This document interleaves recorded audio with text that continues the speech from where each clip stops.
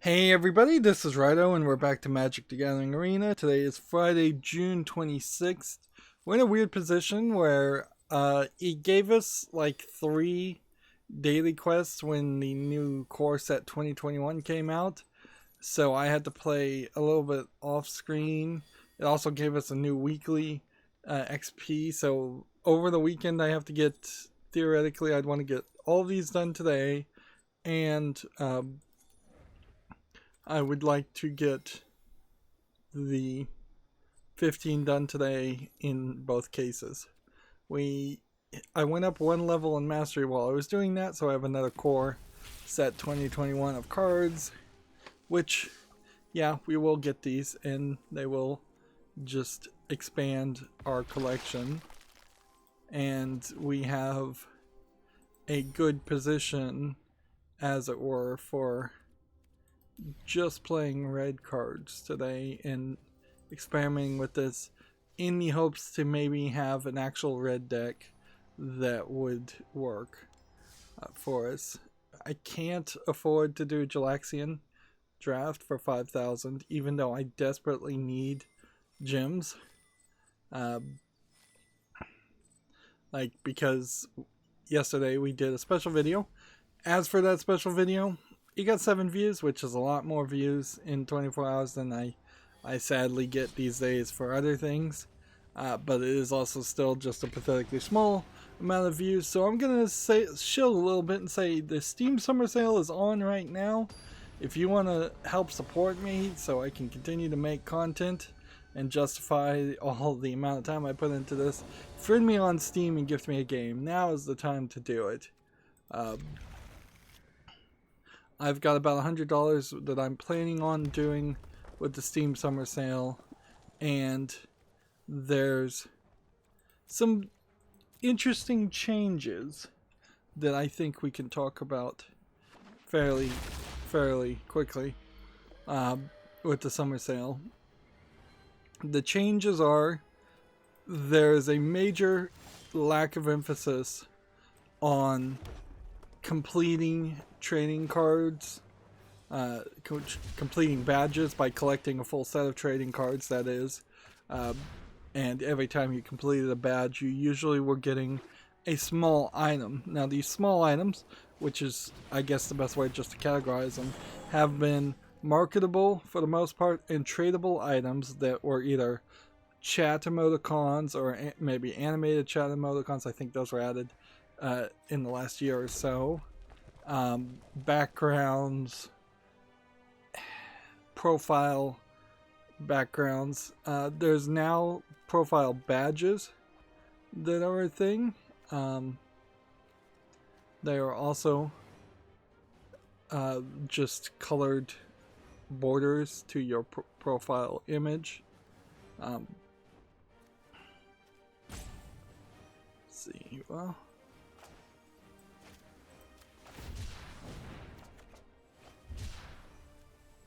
interesting. And there are now stickers, and I don't know what the stickers are even really for, but that's the new thing that they're pushing with this summer sale. It's odd that they didn't have anybody leak out the announcement of the summer sale. They have been fairly consistent about having someone intentionally leak out the date for the summer sale, and instead they were emphasizing on that summer festival, which seems to have just fully boiled down to a different kind of experience where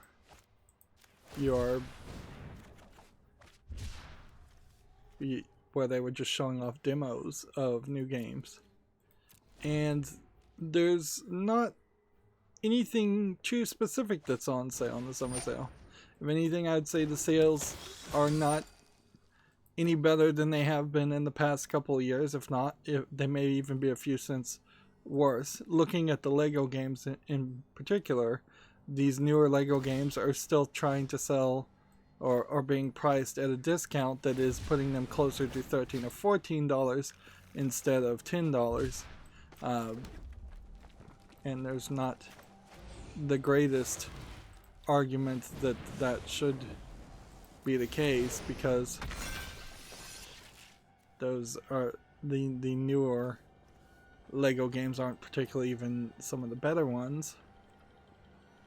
There is also a growing issue of newer games that I'm buying, as I'm buying more new games and more AAA games, that they are games that their base version are discounted to a good amount, but then by the time you buy all the DLC that's kind of mandatory, you are back up to spending $15 for what is, in my mind, a $10 game at most.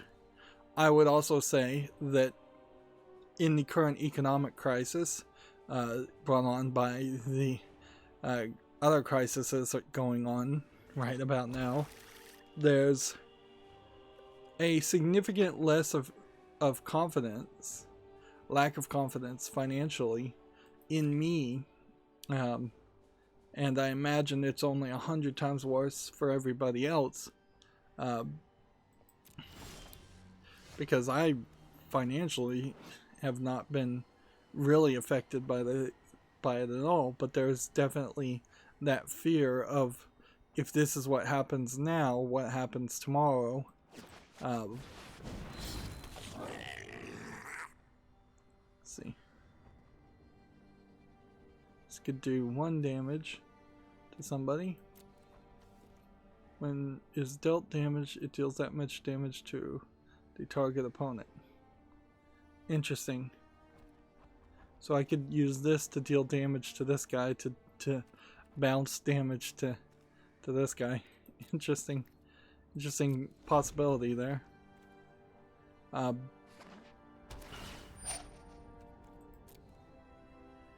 So yeah, it's a hard choice. Also, it seems like one of those Black Lives Matters games bundles is adding more games from what I've heard, and I need to investigate that, because it probably would have been smarter for me to spend the $30 for the Humble Bundle Black Lives Matter bundle, if that's the bundle that is the bundle that is adding games. I think there was two or three bundles from 2 or 3 different game companies, and that's where some of that falls apart. Let's see.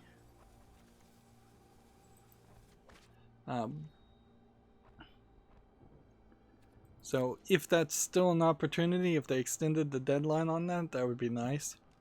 And I might very well choose to opt. Let's see. Yeah, hit that guy with 1 damage.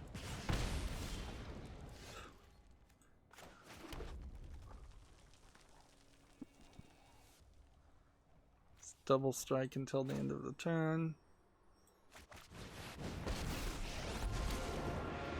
Let's see.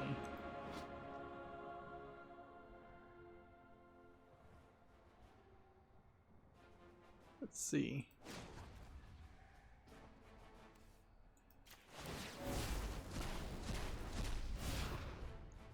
I don't think any of those cards worked.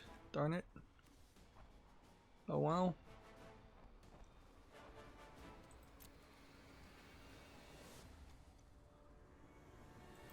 So I can't attack with him because he'll tap, though, so all I can do is at the end of an opponent's turn every time tap this to do 1 damage to this, to do this. This does change some things, but not a lot, because if I was going to play this character, which is a Core 21 card, I need a bunch of spells that do more damage to creatures than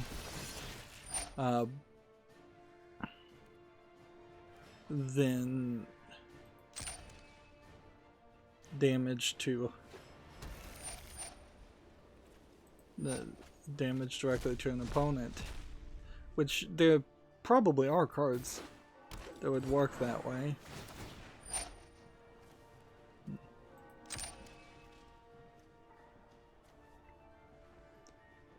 I wish this guy was up to a 9, Because if he was up to 9, and I had mana, which I don't, so I kind of don't wish that's the point at the current moment. That would be funny to give this guy double strike and then block with this guy and have him kill himself effectively.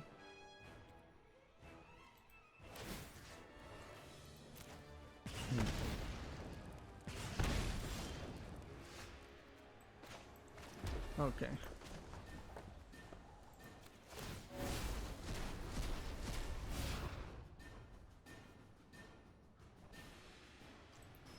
Exile top 3 cards of libraries. Creature cards exiled this way. Again, you may cast this card from exile as long as you control a Luca Planeswalker. And yet, I have not put a single creature in the field. Interesting.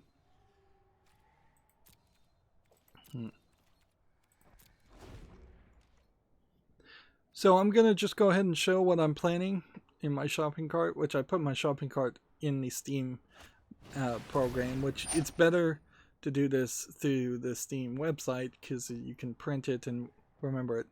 So the Prince of Persia Forgotten Sands Digital Deluxe Edition Tomorrow Corporation Puzzle Pack, which would give me the sequel to, let's see, the sequel to the incredible Human Resource Machine, which is 7 billion people. Lorelei, which is I don't even know if it's a point-and-click adventure. The 2 previous games weren't point-and-click adventures, but they were basically like point-and-click adventure horror games. We have a small 99-cent game for Merrily Perily. We have a $1.99 game for Typo Man. I could probably skip that. We have Cat Quest 1. We have the game Fingered for 93 cents, which is what it's worth. Max and the Cursed Brotherhood. Then we have the remake of Prince of Persia The Two Thrones, and Prince of Persia The Warriors, within which there are no deluxe edition versions on Steam of those. The Umahari Kawase trilogy for $9. That's three games. The Walking Dead final season for $9.99. And then Calvin and the Infamous Machine, which is just a cheap point-and-click adventure. And then here we have Lego Movie 2 video game and Lego Worlds Bundle, which is $23.98, which puts 2 Lego games at the price of about $11.50 each, which is still a little expensive. And they are doing something very different here. Now, if you spend $30, you get $5 off, and you're still getting trading cards, and you're still capable of getting a badge, but they are definitely de-emphasizing this. And it makes me really suspect... I lost my card, darn it.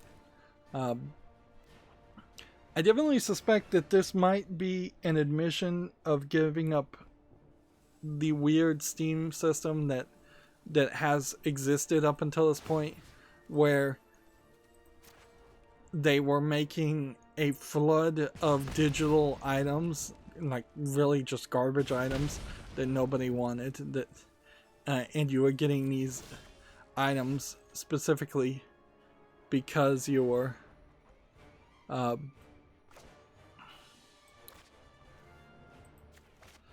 you were getting these items specifically because you are crafting badges. They probably, if they were going to do that,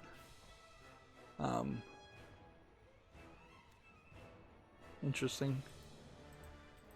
Could I win here? Not yet. This is a dumb card to trade.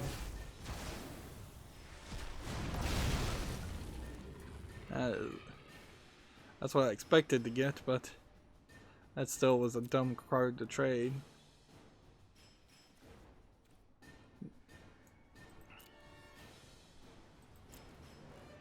So yeah, I kind of wonder if they're going to get rid of the limitation on the number of friends. I don't think that there's been too much abuse, enough abuse to really justify there being a limitation on the number of friends on Steam. The number of people that have large amounts of friends on Steam, I think, is incredibly low anyways. So if you just said everybody could have 100 friends, I don't think people would complain. If you said everybody could have 1,000 friends, the exact same number of people that would complain, which is to say, it really doesn't matter at a certain point. The small number of people that would complain on that would complain. Or they can just say everybody can have 10,000 friends and be done with it. And I think that might be what they try to do. With the de-emphasis of crafting badges to get gamer score, as it were, on Steam to increase the odds of you getting a booster pack. That's fine with me, because it's not like I get booster packs at any reasonable amount of time. I get a new booster pack maybe once a year, and I have, relatively speaking, I think, an incredibly high score. That it only is that high because I was hoping at some day to be so successful that people would want to be on my friends list on Steam. Of course, the problem with that is people can't spare that empty slot for a YouTuber to be friends with them on Steam, if they can only have 20 friends in their list. So the whole system has been broken and a mess, and so it seems like this is an interesting point for them to say, hey, let's get away from the trading cards. They did specifically say they're not, at this time, they have no plans to get rid of trading cards, which is exactly what they would say regardless of whether they had plans to get rid of it or not. So that doesn't actually help you with any questions.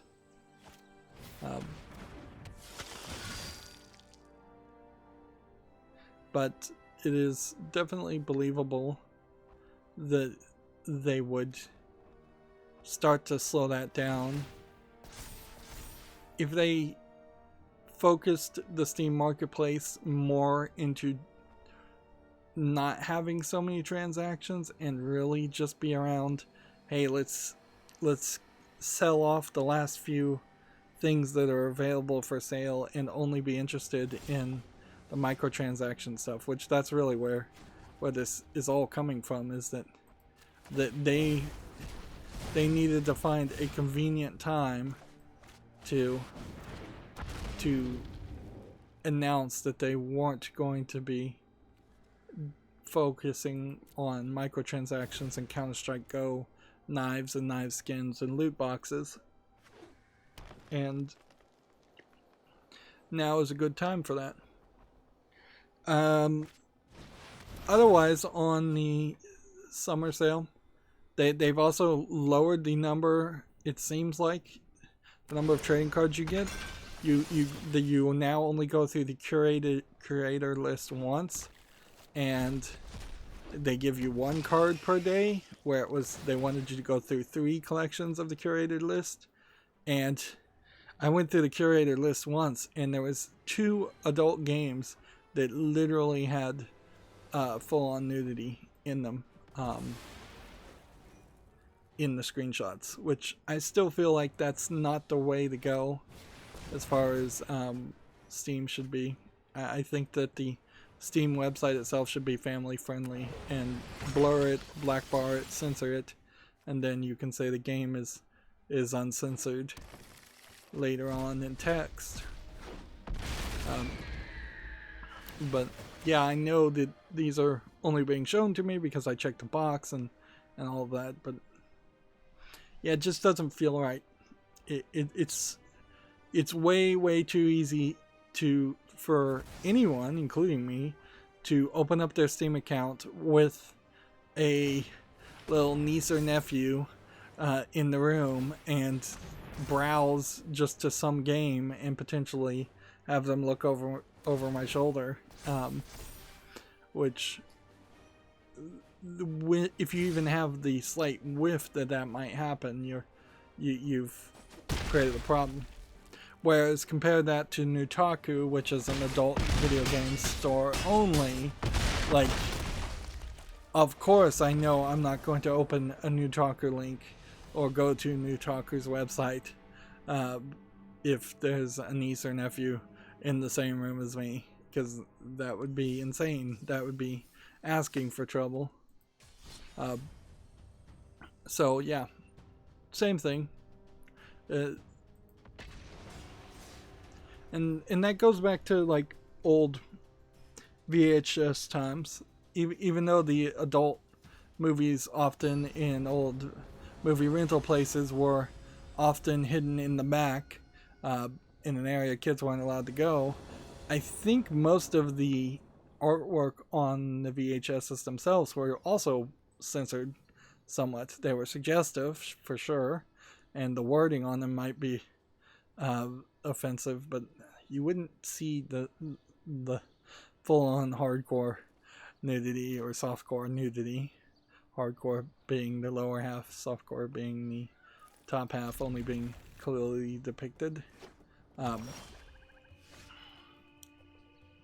And that's another thing that just clashes with Steam's idea that they can create a libertarian storefront that just works on a group of systems and have no control or curation on it. If only we could find something that is halfway between Steam and YouTube, because YouTube is way too controlling and curating, and Steam is not quite enough, at least for my taste. And it might really be a case that this really does just boil down to my personal preference.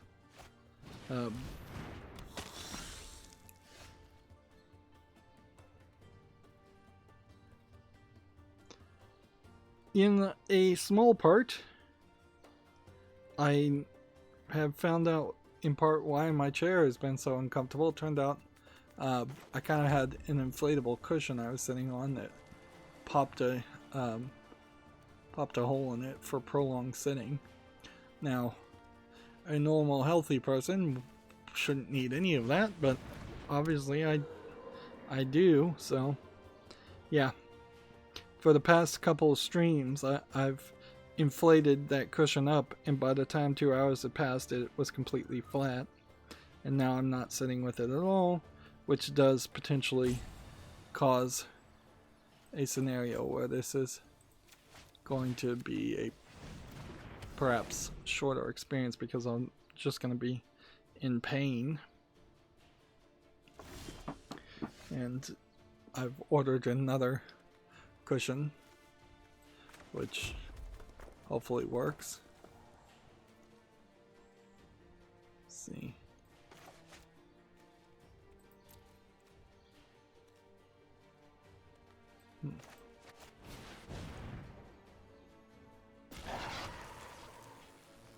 I also have not been feeling very well for the past couple days, and I'm hoping I'm not getting sick, as everyone is.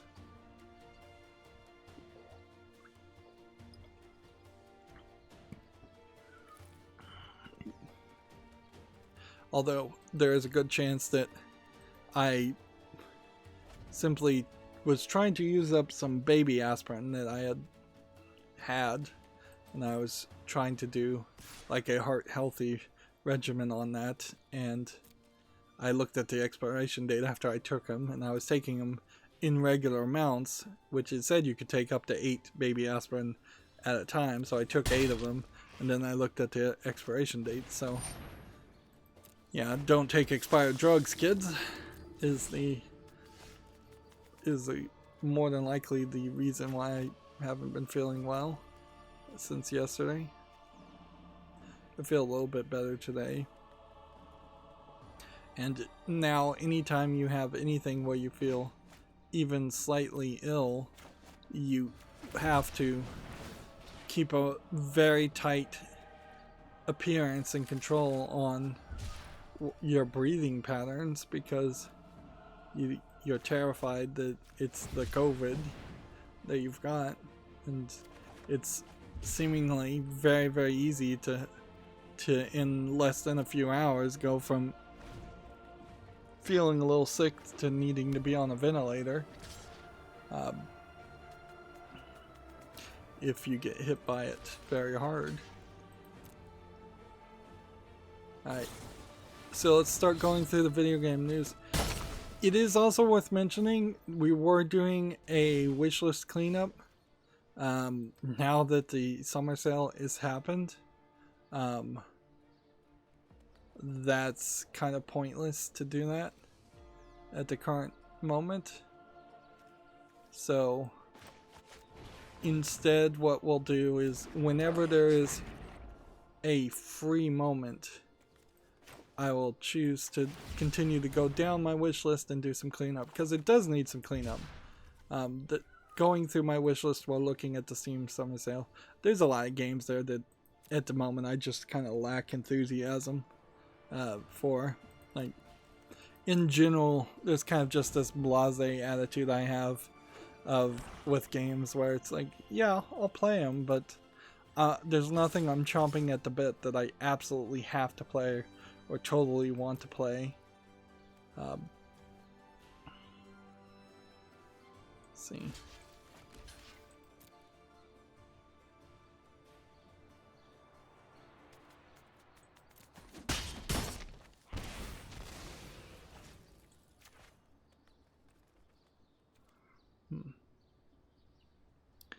We have a game here on Steam called No Frills Klondike Solitaire, which, calling your game No Frills is a terrible name. It looks like it's just a Unity solitaire game. Something you definitely don't need yet another copy of on Steam. 99 cents, English, full audio allegedly, which is just to say that almost certainly has no voiced work.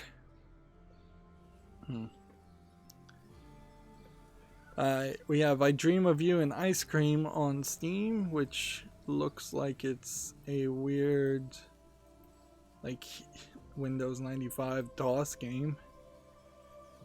Let's see, $4.49. See.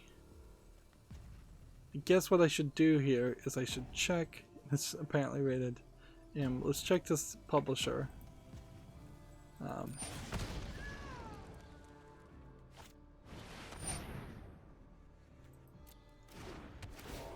How's this guy not dead? Because he's indestructible.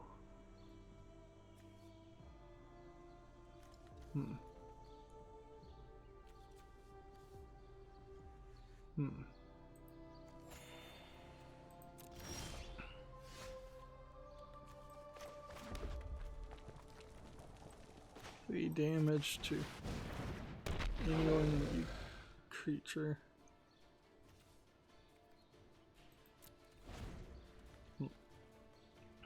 I need to remember I'm supposed to be paying attention here and testing out the red cards and seeing what could work and what couldn't.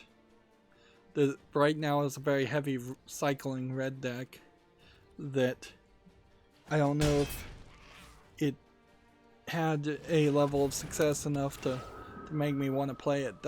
That's really where this boils down to, is I need to find cards that and decks I want to play. See.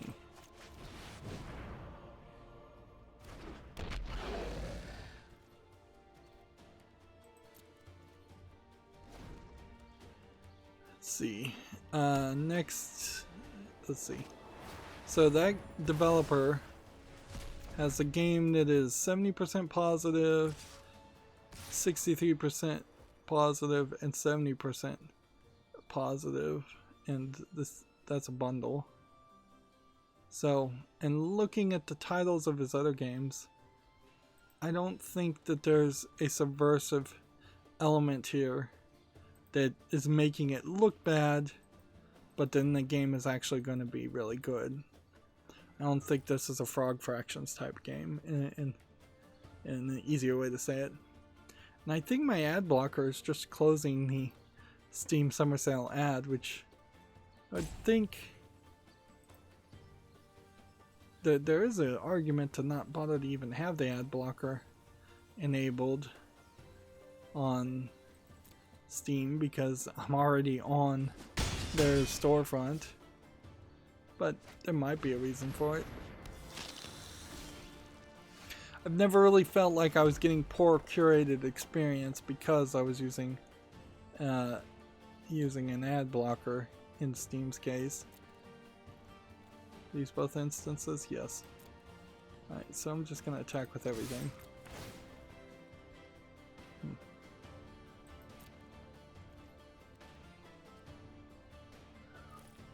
Is nobody gonna block?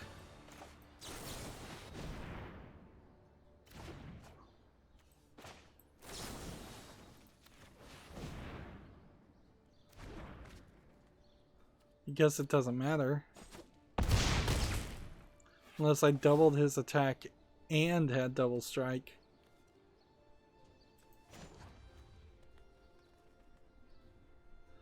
Trample and haste. That's the only other thing I could have done. TechRaptor has an article here. The banished Halo teaser promises the return of a deadly foe. Which, okay. I guess we're getting Halo. Some Halo game being teased. They're wondering if that might be Halo Wars 2. I think it would be kind of unlikely that there would be a Halo Wars 2 game that was ever made. But, you know, Microsoft is crazy. What can you say? We've seen them do some really crazy things over the decades. Latest being them going basically all in on Mixer, spending millions and millions of dollars and then giving up fairly quickly. And there's speculation, and it's good speculation in my opinion, that the reason why they did basically abandon Mixer is because a article came out showing that in the midst of all of this pandemic, Mixer only went 0.2% up in viewership, with everybody being stuck at home, which means their own internal metrics probably show it as even worse than that, whereas Twitch and YouTube gaming streamings have gone up quite a lot more. So, yeah, maybe they will make a Halo Wars game. They kind of have to. If you get rid of Microsoft as kind of the parent company, the Microsoft Game Studios section, the part that's all about Xbox and video games and Windows games, and just games in general, they are constantly needing to make something to show off the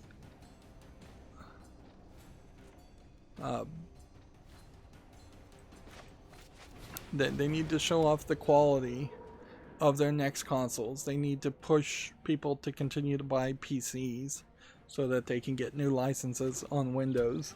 They need something to show. So when we saw Crackdown 3 happen, which in a weird way, I guess getting Crackdown 3 out at the time they did was a very smart idea, because that game would not play today at all. Like, there would be a major boycott over it. So, yeah, we probably will never see another Crackdown game, and we probably weren't going to see that even before all of the defund the police, Black Lives Matter protest happened, which was frankly a long time coming. But I guess I should just be happy people finally started to see the truth there once it was shoved in their face with actual footage. Yeah, there's definitely a weird position that people will be in, because Microsoft needs something. They need to have something to show, and they don't have something to show at the moment.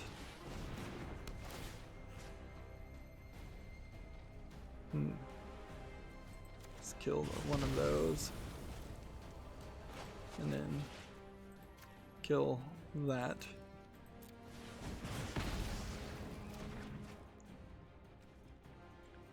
And then this could do 1 damage.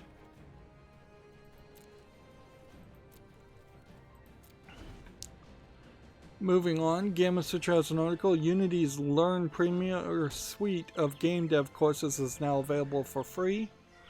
Now, if you want to be a video game programmer, this is probably the best educational offer you're going to get. Learning how to program in Unity from Unity is going to be very standard, if not very good. It probably is very good also. You're not reading or learning from some book that may be standard. You're not going to the Idiot's Guide to Unity programming.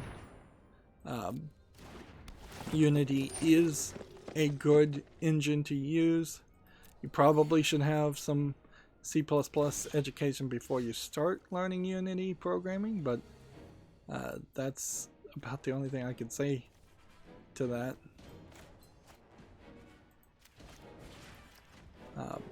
I assume it's C++ and not C#. I think it's C++. C++ as a programming language has maintained itself very well compared to some of the other languages. They're also talking about a Q# programming language, which is one of several attempts at a new programming language specifically designed around making quantum computing programs, which I don't know how many people are going to make custom specialized quantum computing programs in the next 50 years. So that would be a very early adopter language to learn. The only other engine that you would potentially want to learn is Unreal Engine, and I think the Epic website probably has a lot of educational equipment that's free too. And yeah, a lot of people got a lot of free time right now.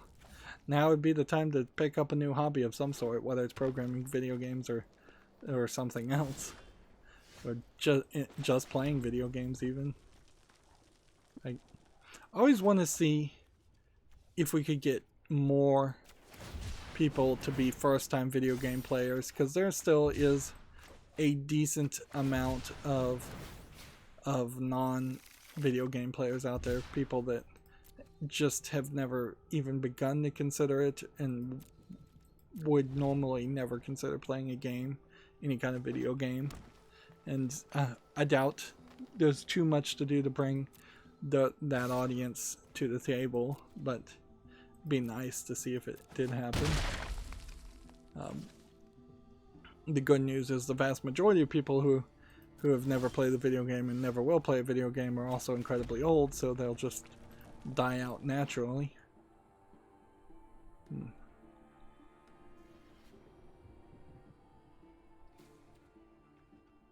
see.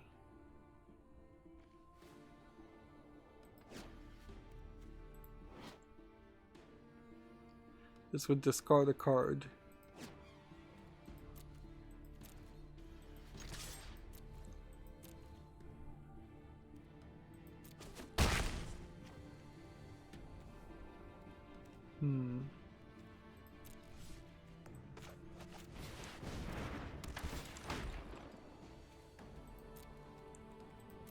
So I'll just play that and not discard any cards.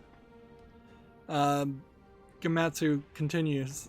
More than 350 hours of Learn Premium content is available free of charge, including courses that help folks brush up on their AR, VR, and AI skills, a comprehensive C# survival guide. So they aren't using C++, they're using C#. It's basically the same, though, so yeah. I'm old. I learned C++. Maybe everybody has moved to C# at this point. I can tell you that you still are basically using C++ when programming Arduino embedded software. There is a lot of talk now about a potential death to the x86 instruction set as it is, considering that Apple has announced that they are done with Intel and they're going to move everybody up to ARM chips, which would be a reduced instruction set, a RISC processor. I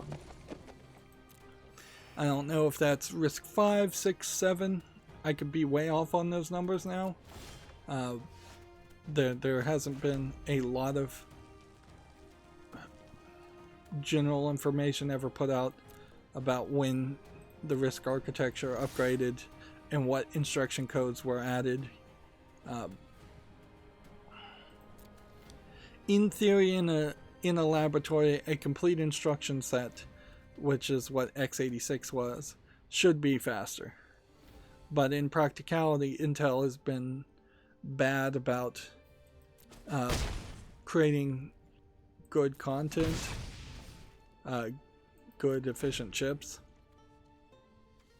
So ARM chips are better with batteries, ARM chips are better with thermals, and they seem like they can be offset with having just one very fast core for the single threaded programs, which is the vast majority of programs, while having several other slower background cores for multi-threaded processors. Of course, there is a question about where does that bring in like the AMD Ryzen chipset that has like 32 cores. Like, that was the big hotness just a month ago. So, yeah. And it would be almost impossible to... Alright, we're not winning. So I'm gonna go ahead and say forget that. Instead, we're going to play our standard ranked. There's now a historic ranked, but it seems like constructed ranking does not include historic ranked. That would be seems like that's the way that plays. Yeah, it would be close to impossible to get old people with their old software, businesses effectively that are using old software, hospitals that are using old software, to move away from the x86 architecture. And Microsoft is heavily betting on everything just moving to the cloud first and foremost before that happens, which there is a good chance of that. If nearly everything you do is instead done through just a browser, then it doesn't matter if your computer is an ARM chip or an Intel chip or an AMD chip. Intel and AMD both using the x86 architecture, although in all actuality you probably are using the x64 architecture, which is a 64-bit extension to the x86.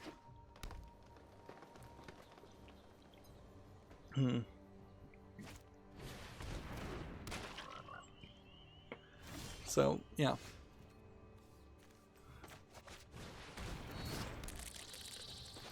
Let's put that on the field. This only gives you a colorless. One thing I realized is next time I open a pack, I need to turn up the voice just to see if it makes some sound effect when I open a pack, because I'm not sure that it doesn't say something verbal when I open a pack, because it does seem fairly quiet and unenthusiastic every time I get a mythic rare card compared to Hearthstone when I'm opening packs and that, and it's playing all kinds of sound effects and really trying to make it feel like you're playing a slot machine. Like, all that stuff works. Slot machines don't have colorful, bright colors and lights and flashing lights and sounds for no reason. That's all like heavily studied, scientifically proven things that lock into the lizard brain of the human being and make them feel happy and joyful and give them a dopamine rush. So it's silly for Magic Arena to not do the same thing that everybody else is doing, even if that would be potentially feeding into the addiction of the whales out there that are spending way too much money on packs and Magic. Moving on, Gematsu has a Switch game here. Love adventure game Trouble Days is coming to Switch on July 9th. This looks like an adult game if I've ever seen one. It's on Steam and it's going to the Switch via the eShop for 800 yen, or about $8. You know, of all the other currencies I've seen, I've never seen a very large shift in the comparison of what one thing is equivalent to a US dollar. The rate seems about to be about the same, with the exception of the pound, which seems to have shifted quite a lot around the past decade, and the Australian dollar. I know shipping things to Australia and the rates there are way different. Even if you are to do a simple conversion, people still end up charging a lot more if to ship something in Australia, from what I hear. This game, Trouble Days, seems to be you're interacting with a 3D anime succubus, and it's tags sexual content and nudity, and yeah, it definitely looks like it is a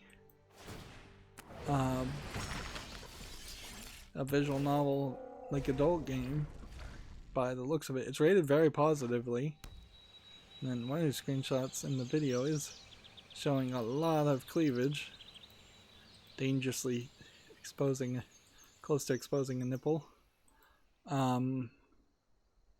It's funny it's named an adventure game.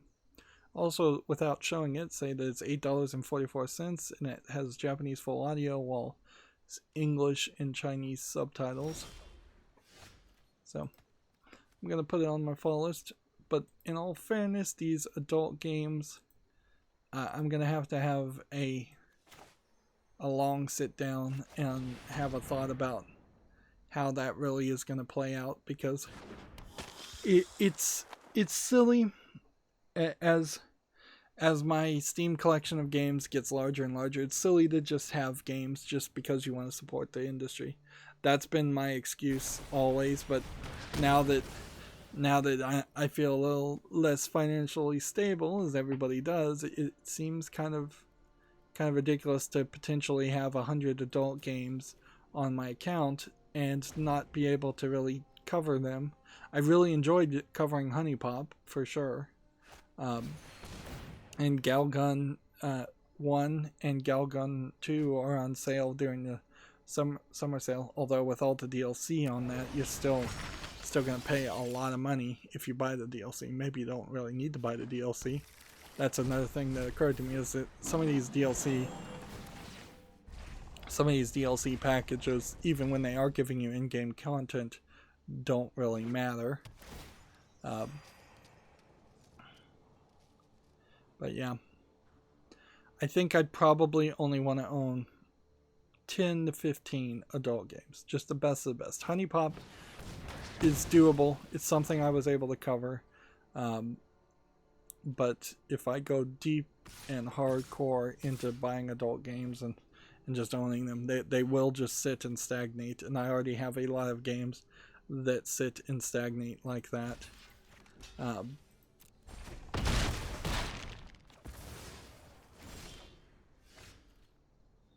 Alright, well.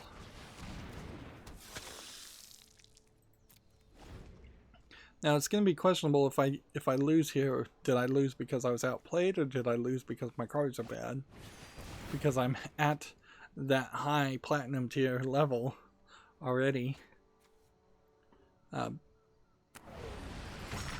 Moving on, TechRaptor has an article. Project Cars 3 release date is set for August 2020. Do they have an actual day?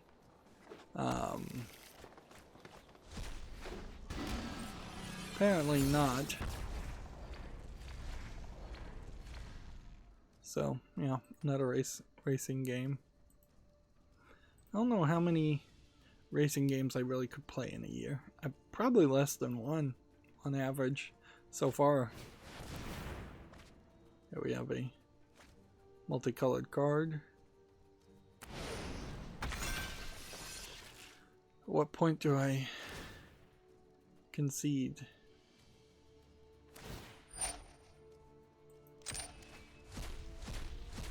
Is this guy gonna mutate?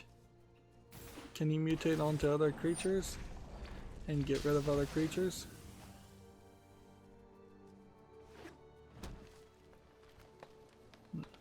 See, if he mutated all of these creatures into one big creature, and then I could play this, which I can't play this anytime soon. Yeah, let's just save ourselves some time and concede. I was a little bit surprised to see that the Walking Dead final season was even on Steam. The Epic Game Store has been still this consistent monkey wrench in the way things worked. And I'm not sure if we're ever going to be able to really get away from that. It may just become standard that it is just always going to be confusing to see what games are on Steam and what games aren't. But it does create weird things like The Witcher 3. I'd like to get The Witcher 3 Deluxe Edition, but I don't know if there's really a relevant reason for me to do the DLC that I didn't do now, even though I'd like to actually play it, so it would just be a personal preference. And the only reason why I need to get the base game is because I was given a free copy of The Witcher 3 through Good Old Games by buying a video card, and I would much prefer to have that on Steam and not spend money and be forced into using a storefront I never chose to use in the first place. Moving on, TechRaptor has an article. TT Games shows off a Lord of the Rings game they never made, which, in all fairness, I would have to assume that this is the new company that is going by the name TT Games, not the old company. Wait, well, actually, TT Games is not Telltale Games. TT Games is the developer of the Lego games, Traveler's Tales. So, interesting. Yeah, TT Games, best known for the Lego games. Apparently, at one point, we're working on the Lord of the Rings game. And I saw this YouTube video. I didn't click on it. But it was like the title, Did We Waste $1 Million? And I guess the idea is they probably did.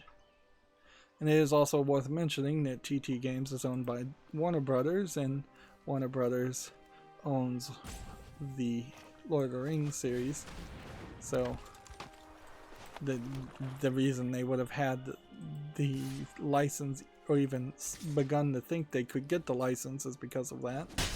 And that really is the only reason why the Lego games work half as well as they do, is because half of the Lego games are Warner Brother properties, so they're not really paying a license, or one department is paying a license to another department of the same parent company.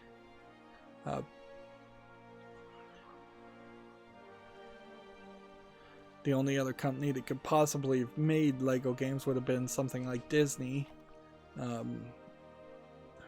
Yeah, that would be about it. I can't think of any other company at the moment, or if Marvel was still independent, maybe at that point Marvel could have made Lego games, or Nintendo could make Lego games. There could have been definitely a whole collection of Nintendo centric Lego games out there.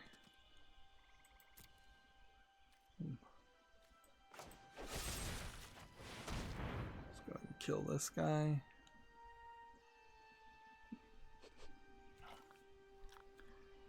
Taking a sweet time.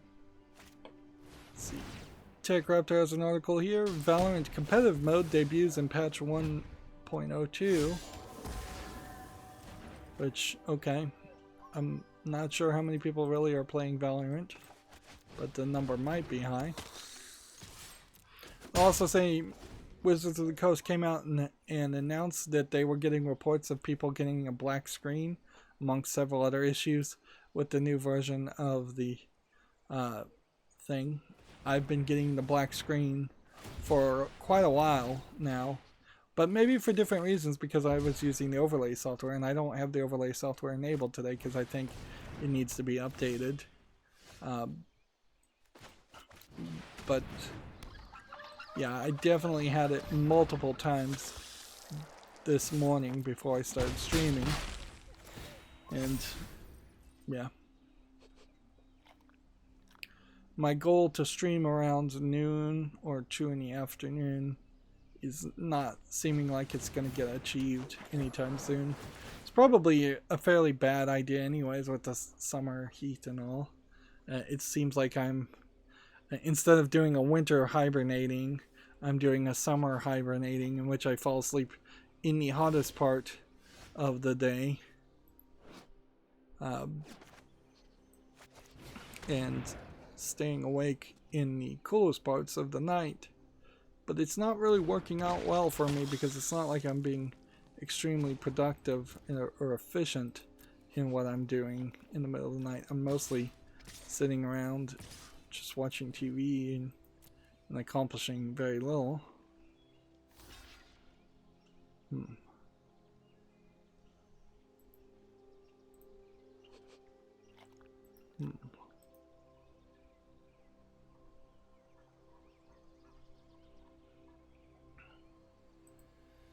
Oh wait, I need to click next.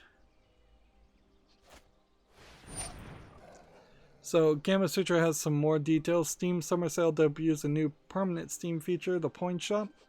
Oh yeah, I forgot to mention that. You now get points. The points are what are used to get you the small things, the backgrounds, the emoticons and such. For some weird reason, I already have quite a bit of points, like $15 worth of points, which must have rolled over from some other previous sale or experience.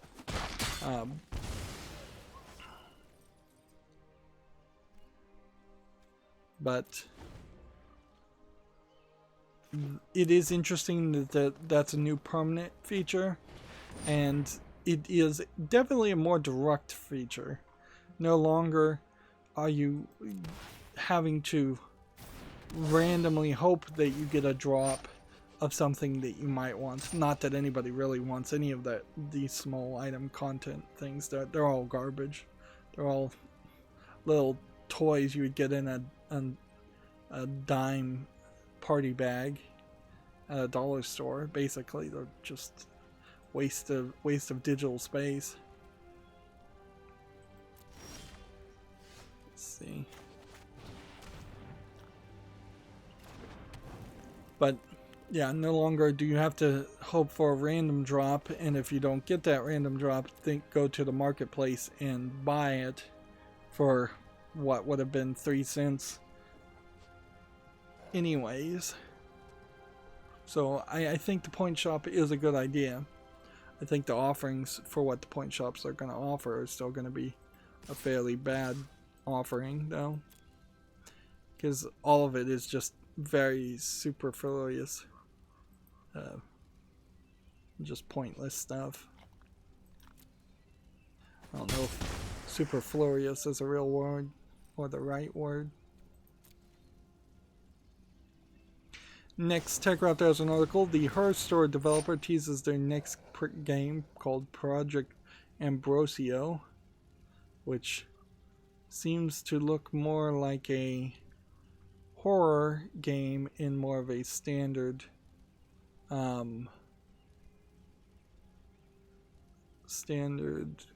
experience, instead of looking like a full motion video show, although this might be rotoscoped full motion footage. it would be very, very wise for the Her Story developer to get away from being described as the Her Story developer, considering he also made Telling Lies, and that did not get reviewed well or received well at all. And Telling Lies really was just an attempt at only slightly changing the experience from Her Story, and Her Story was a one-time thing that was only going to work that one time as an idea. What we really would have wanted to see from Sam Barlow's second game, which would have been Telling Lies, unless he made something before Her Story, which I don't think he did, would have been good writing, better writing even than what Her Story had to do, with a lot more gameplay and a lot more mystery and intrigue, so that he could establish himself as being a consistent creator of the good elements that we saw in Her Story. Instead, he left himself looking like he just lucked out and didn't understand why Her Story was well received, and when he tried to double down, he doubled down on a bad hand. Still can't quiet these guys. I looked at a card that would synergize with this card, because this is whenever you gain life, target opponent loses that much life. So I was looking to see if there's a card that was like whenever your opponent loses life, you gain life. That way you'd create an infinite loop and win when you just had 2 cards on there. There is like one card that I found that could kind of do that, but that was pretty much it.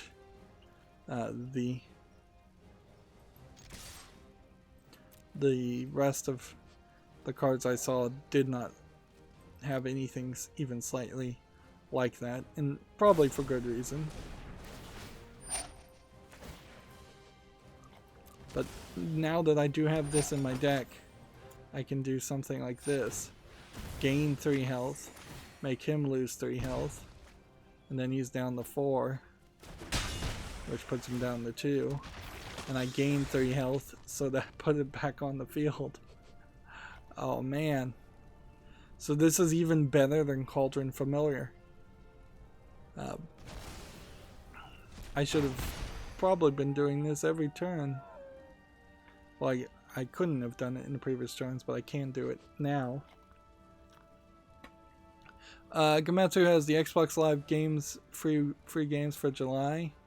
Let's see, what's the list here? WRC World, I guess that's World Rally Championship 8, UNK Lords, Saints Row 2, and Juju. I don't recognize Juju. Saints Row 2 is an old game. Dunk Lords, it's probably a basketball game. And World Championship Rally, or World Rally Championship 8 is just a racing game, obviously.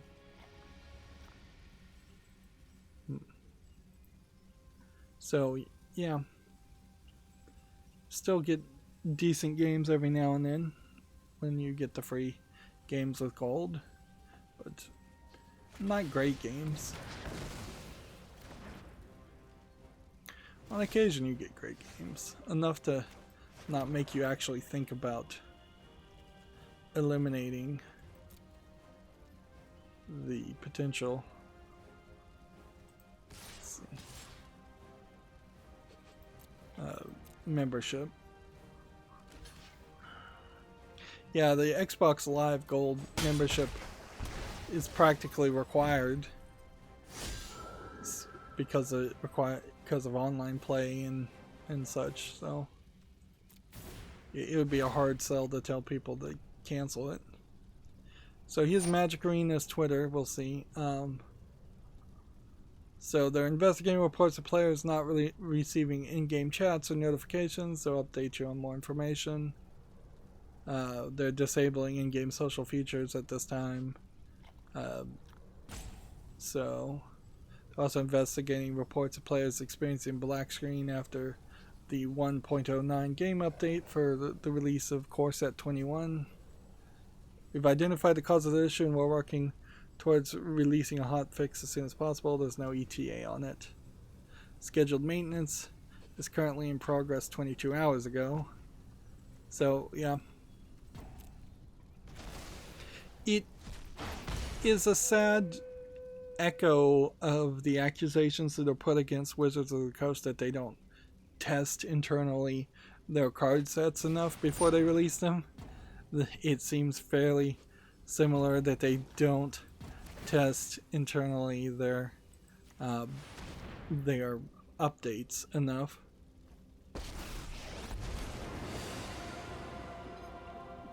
Because you definitely don't want to release a new version and have people complain about it.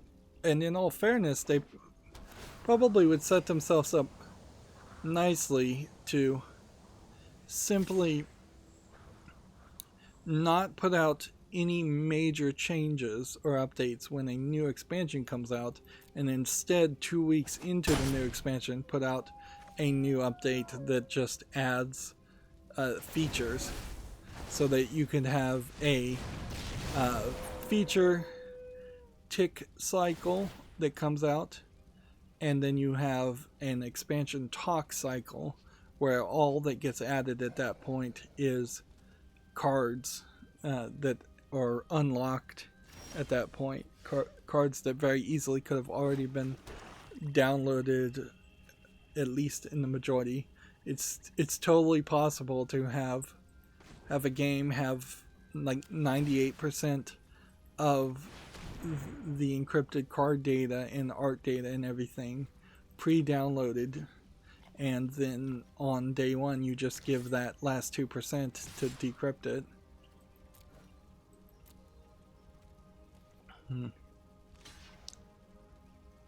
Moving on, Komatsu has an article here. Doom Eternal Update 2 is now available. A new battle mode map, events, and game improvements are released. That was another feeling I definitely had while looking at games on Steam, is some games like Wolfenstein 2, I should play it. I played Wolfenstein 1. There's a decent argument to playing it, but I definitely didn't feel enthusiasm around that at all, so it's kind of hard to justify spending the money to just continue going down a path. And I didn't really even have anything I disliked about Wolfenstein 1, really. I thought it was a fine first-person shooter. And in that case also, I have the lovely excuse where I can say, well, before I play Wolfenstein 2, I should play Wolfenstein the Old Blood, which was the side story.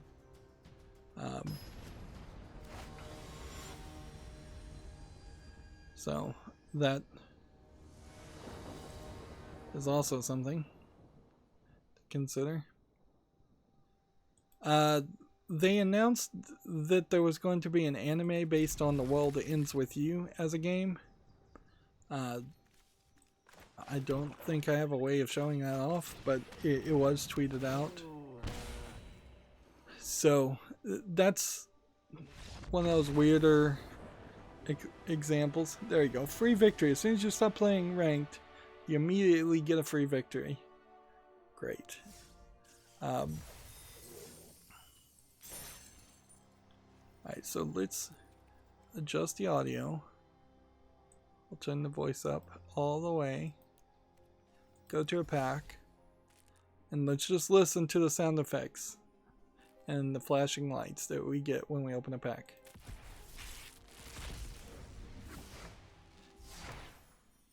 You get a quiet little explosion sound.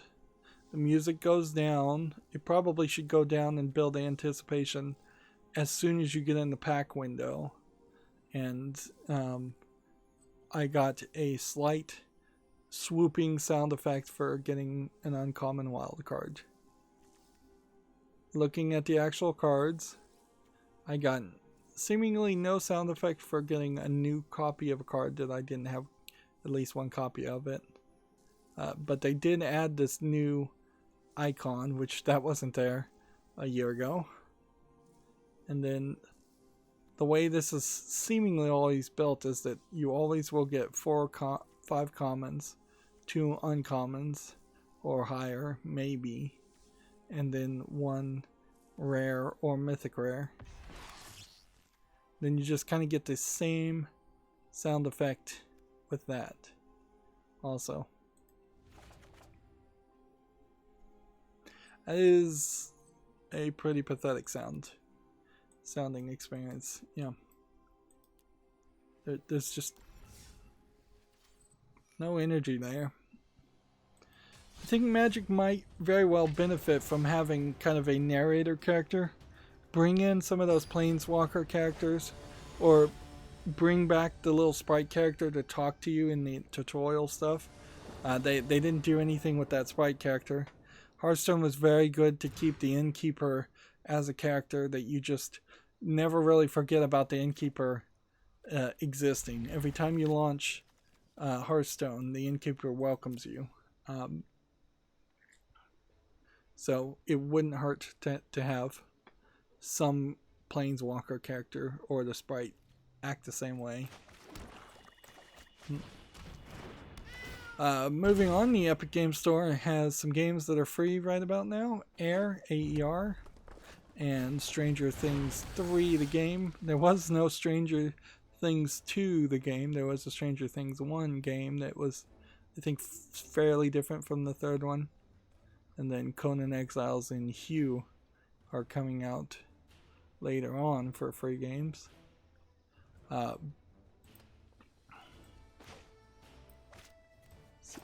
Guess I have to play that, and I can save that, and then do that. Stranger Things as a series still. I didn't particularly enjoy the third season.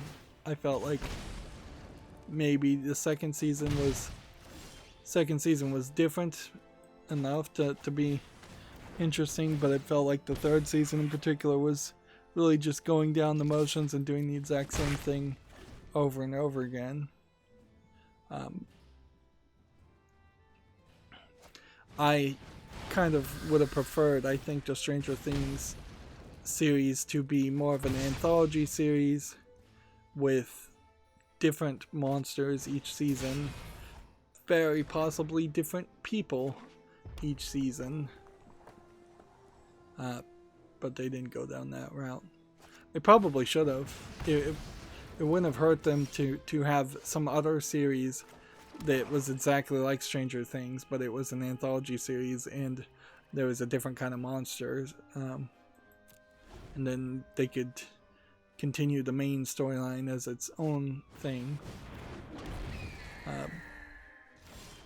But yeah, if there was a Stranger Things alternate reality spin-off show, that would have been fine. We haven't seen Netflix do any of that, actually. They've never really tried to milk one cash cow for more than it really was worth. They barely even fund shows enough to have them make it to 3 or 4 seasons.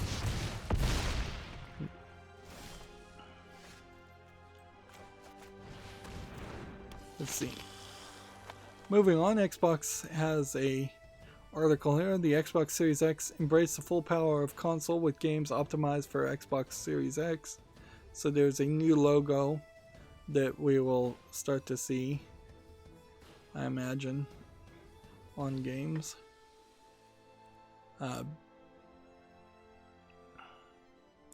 Now, is it... Yeah, they're calling it Xbox Series X in the branding. It's not Xbox One Series X. It's just the Xbox Series X. But effectively, a Xbox Series X game is the same kind of disc as an Xbox One disc, and there's a decent chance that even 4 or 5 years into the Xbox Series X being out there, you could buy a game off a shelf and put it into an Xbox One and it would still play. Whether it played well or not is a different question.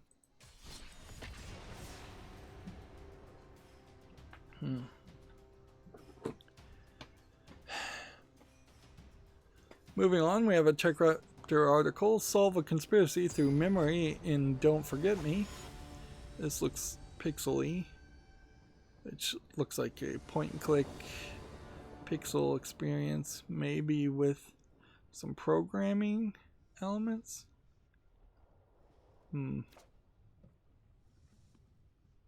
Apparently this game is on preview. I'll wait till it actually comes out on Steam. I've got too many games that are already on my follow list that haven't even come out yet. I've been fairly bad about making sure that doesn't happen.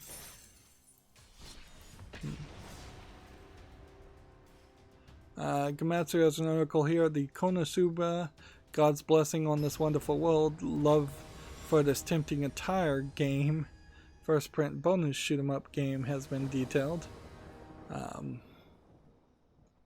So this is a side game by the looks of it for a Konosuba game, Konosuba being an anime based off of, I believe, a light novel. I believe Konosuba is an abbreviation of God's Blessing on This Wonderful World. And if I recall correctly, the general idea of the anime is that some loser character dies in the real world and a god/goddess says that she's going to send him to a new fantasy, like Tolkien-esque fantasy world, and that he can have he can take one thing, any one thing he wants to help him be successful in this new world, and he chooses to take the goddess herself. So then this closer to a demigod, I would imagine, than an actual full-on god character, gets forced to stay with him throughout his fantasy adventures. Now, if you're an older anime fan, you will probably remember that there was a series called Oh My Goddess, where effectively it's a very, very similar story to that, with the only real difference is that the main characters in Oh My Goddess are still in, for the time, modern day Japan, and they are just living out their lives. And I think one thing you could probably say about Oh My Goddess is that they kind of fairly quickly established that Belle, I believe, was the main feminine protagonist in Oh My Goddess, was actually in love with the main male protagonist in the story. So it wasn't just a haha, I forced you to be around me. Instead, it actually was a rather well-written romance, which they made a movie that kind of shortened that whole story, and the movie kind of just tells the whole story a second time over. So it's a weird experience to watch the TV series and then find a right point. I don't even know if there is a right point to watch the movie,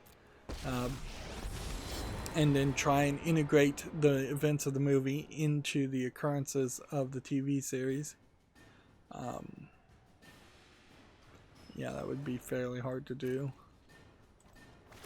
But I do think the movie was a lot prettier. Of course, it has been a long time since I've seen either one of them. They're on my shelf somewhere. Let's see if I can find them. Yeah. I have a big box set of Oh My Goddess, and then I have the Oh My Goddess movie, and then I have, apparently there's an OAV Oh My Goddess too. Before that there was a OAV called Oh My Goddess, OH instead of AH, that was more of an adult spin on it. So technically you should watch Oh My Goddess if you want to see the whole series. And then there's Adventures of the Mini Goddesses, when at that point they went crazy, and that they're making a very kid-friendly spin-off series. And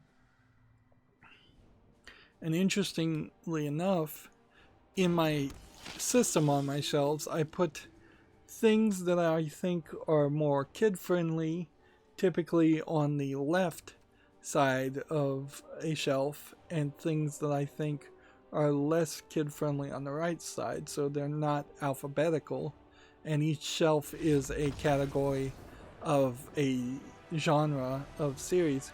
So directly to the right of it, well, almost directly, there's one disc in the middle, is Tenchi Muyo. So I would, at the time of making that system and organizing it, in my own mind, I was thinking that Tenchi Muyo was more of a adult unfriendly series than Oh My Goddess. And that probably is true when you consider some of the Tenchi Muyo stuff is fairly more explicit.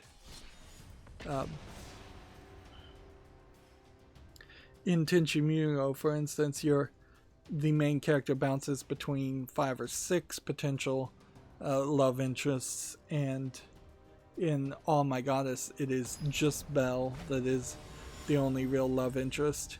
There are some other female characters, but they are the sisters of Belle, and they are friendly, effectively sister-in-laws to the main character. I don't know how accurate my system is, and when you're talking anime, the system is kind of pointless anyways, because at a certain point you just have to say F it and say, well, is this 12 or 14-year-old mature enough to see an occasional anime boob or not, because even something that is 99% kid-friendly by puritanical Western United States standards, the Japanese content, unless it's been specifically censored, is going to have that occasional topless like group bathing scene or something like that, or the occasional lewd joke that gets translated accurately.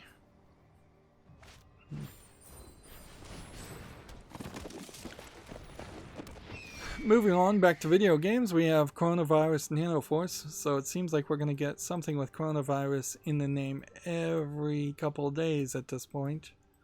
This does just look like a low-effort Asteroids clone for 99 cents.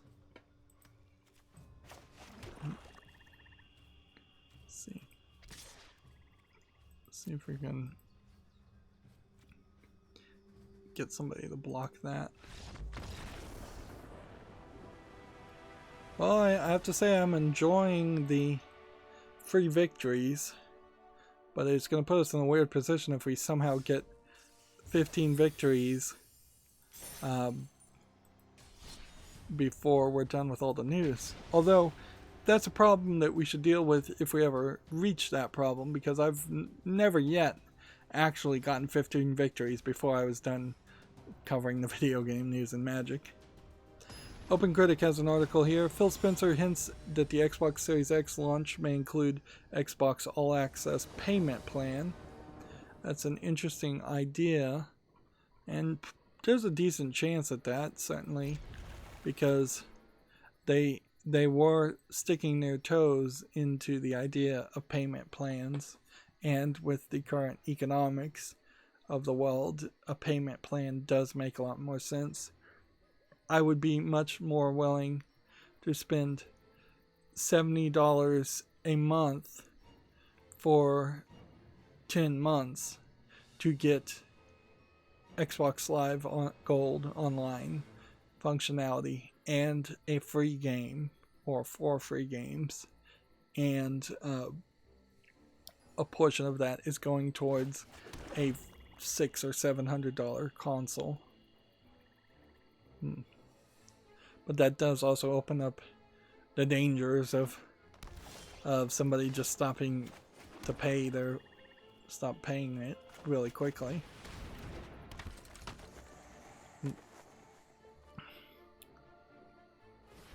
Moving on, Komatsu has an article for the PS4, Mobile Suit Gundam Extreme versus Maxi Boost On pre-order trailer. I don't know what Maxi Boost On is. Never heard of it.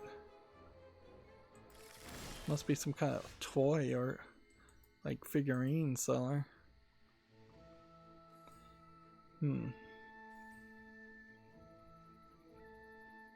So looks like this might be interesting, but I've seen a lot of Gundam games that have not sold well. Maxi Boost On might be like some kind of mobile game.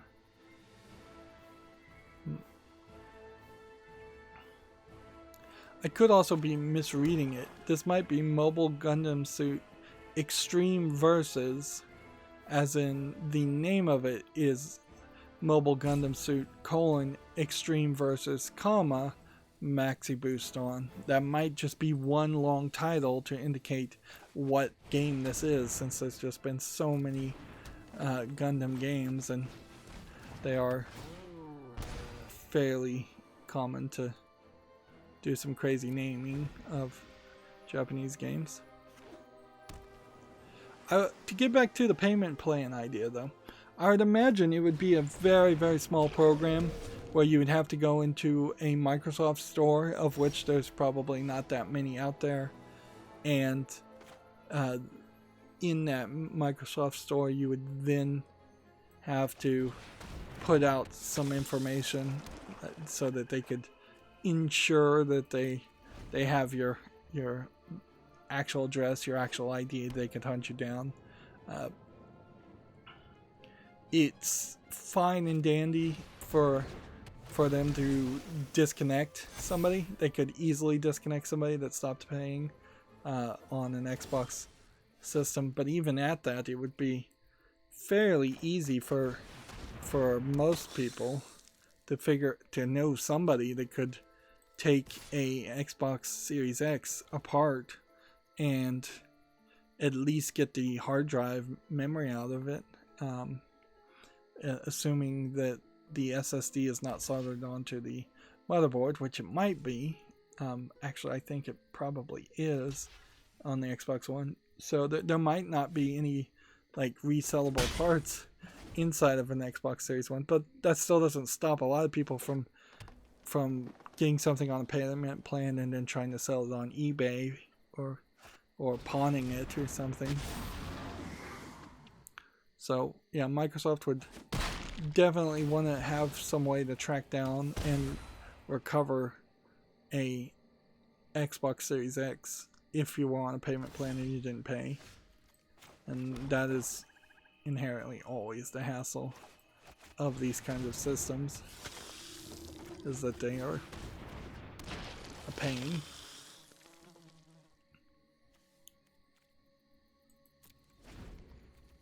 Let's see. Moving on, Gematsu has an article for PC, PS4, and Xbox One. Tales of Arise has been delayed past 2020. Tales of Arise, a JRPG by the looks of it that I don't really recognize. So, like, not only are we running into hype cycles being crazy, we're also running into now announcements of delays. Let's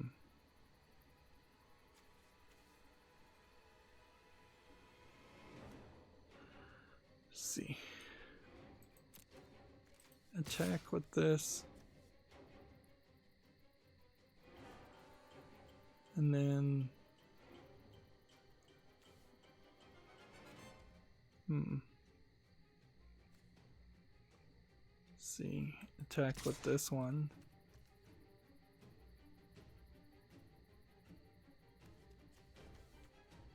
And then attack with this one. We'll see what happens.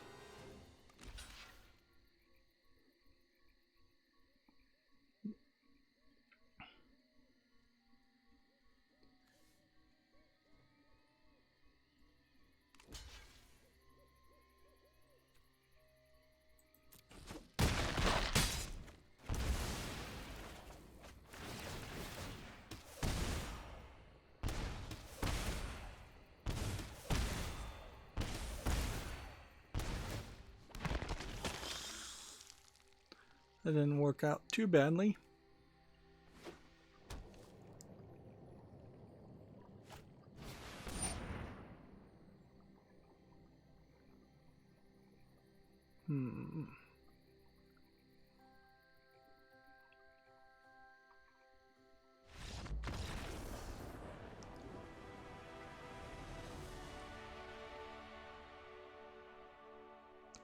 YouTube did an interesting thing where they put out a video talking about contributors, which are effectively unpaid employees of YouTube they make their YouTube channel succeed somewhat by telling other people how to make their YouTube succeed, whether or not their help is actually helpful or not. Like, best way to get rich is to write a book about how to get rich effectively. But then the contributors video, unless they in the setup mentioned that they were focusing on contributors from outside the United States that didn't speak English, it was 99% people who weren't speaking English outside the United States. So it was just contributors all around the world, which, like, it's definitely a different experience to try to be a successful Japanese YouTuber than it is to be a successful United States YouTuber than it is to be a successful Brazilian YouTuber, because the community there is very different. Your audience is very different there. So it was kind of not a helpful video in any way, because A, they weren't saying anything, and B, even if they were saying something, they wouldn't be saying anything that was relevant to most people. And I still have to really reserve thought that I just don't think, unless you're a big person, a big celebrity that Susan Wojcicki wants to give elevated status to, you're probably not going to succeed on YouTube. It's just too old. The next big thing would be the thing to get in on at day 0 as quickly as the next big thing happens.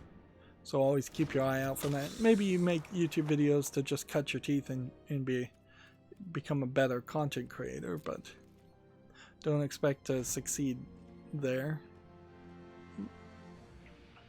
Even the people that do go viral seem to not really be able to maintain that virality in any ways anymore. Speaking of the next big thing, apparently there's a Twitter alternative called Parler,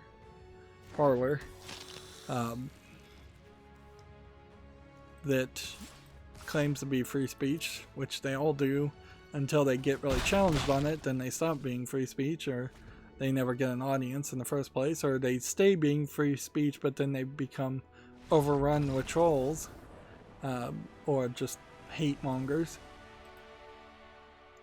So yeah, I can see a lot of people leaving Twitter for a new Twitter alternative, although I'm not sure if anybody was even really out on Twitter either anyways, because Twitter never really seemed like it was anything other than the thing that you could use to follow famous people and celebrities and occasionally complain about your internet service being down and maybe get some customer service by complaining on Twitter. And they pretty much, that doesn't work anymore either. But for individual people, you still were probably way better off using Facebook to communicate and be seen and heard than Twitter. If anything, I would say all the social media sites have gotten way, way worse about actually being social media sites, about empowering individuals to be seen and heard, and instead they have been way more focused on just making celebrities seen and heard.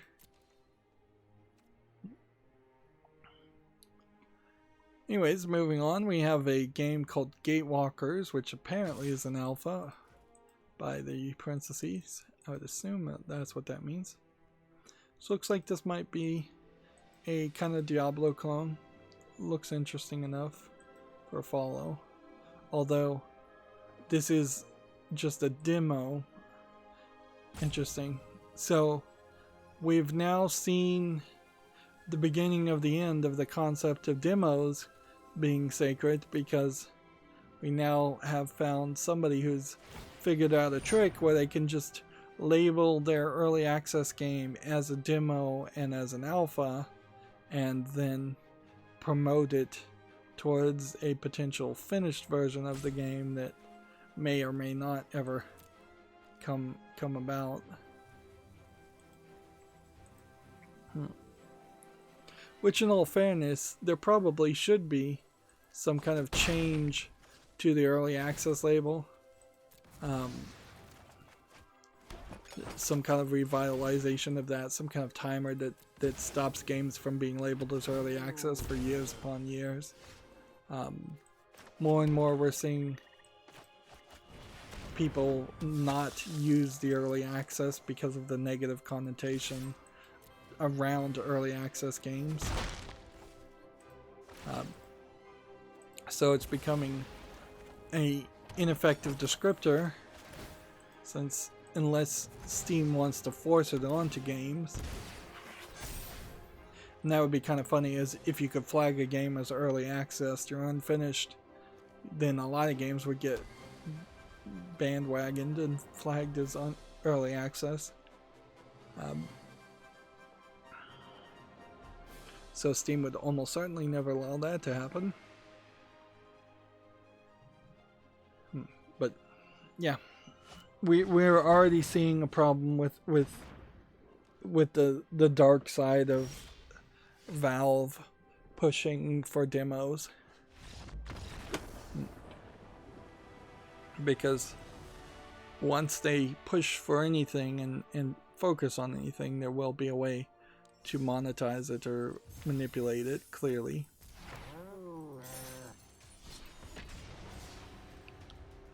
Let's see. Moving on, Beyond the Steel Sky launches June 26th for Apple Arcade and July in PC. This is the very, very odd sequel to Beneath the Steel Sky, a game that's very, very old.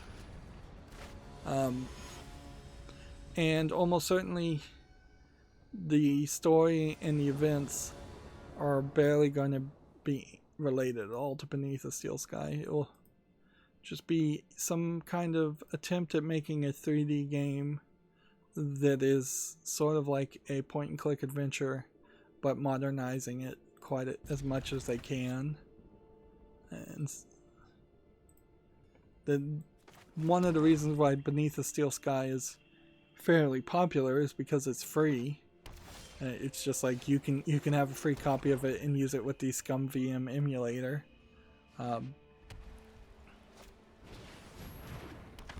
But even as a point-and-click adventure game, I wouldn't say that it's really anything to write home about.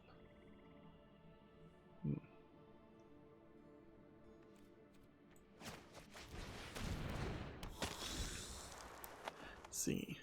OpenCritic has an article here. The Messenger, Streets of Rogue, and more have released on Xbox Games Pass. So it's a list here of games added to Xbox Game Pass. Yeah, we're really getting a lot more Xbox announcements, and announcements that are not happening on Friday. So I might at some point have to decide to roll back how much coverage is actually needed to be given to Xbox information, because frankly a lot of Xbox stuff is not relevant to me as a PC gamer, and I don't know if it's even really that relevant to two Xbox gamers.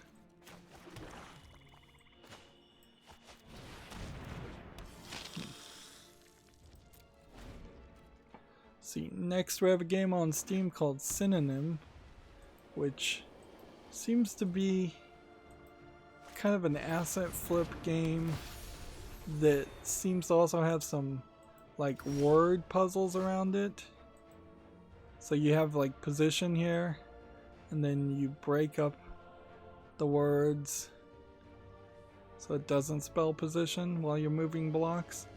And then you have the word height upside down, and then it raises the height of the blocks.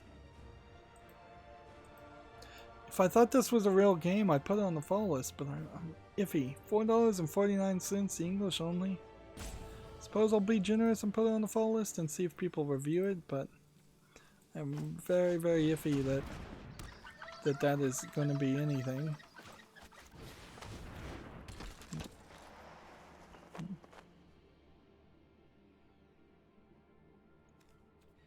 Let's see. I really don't need to do anything. I don't know if this card is worth having in the deck, honestly. Return up to 2 target creatures from your graveyard to your hand for 1 mana.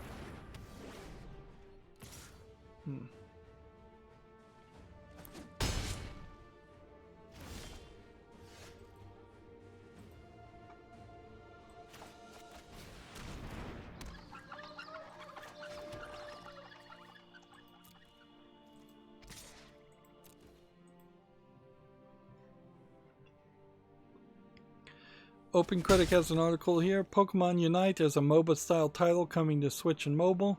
This is the Tencent game that people really don't seem to like the trailer and the video for it and the announcement of it.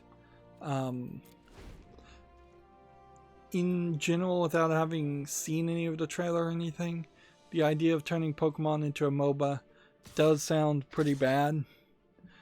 The idea of doing too many new mainline mobile, non-mainline mobile Pokemon games does sound like a bad idea. I think when people want Pokemon, they want just mostly the Pokemon main games, and they're willing to put up with a Let's Go series game or a Stadium series game or a Snap series game, but I don't think MOBA plays into that well. Let's see. Next we have a Switch article from Komatsu. Avicii Invector Encore Edition for Switch launches September 8th, which that sounds like maybe it's a music game. Yeah. Looks like it's a music line rider game. Is there anything we want to tap? We can tap that.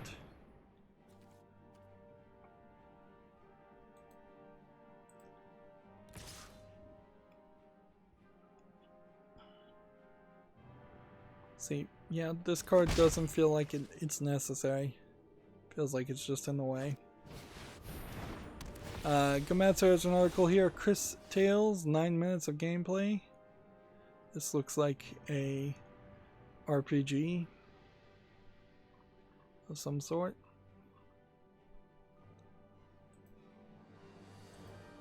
Kid-friendly RPG by the looks of it. Interesting art style.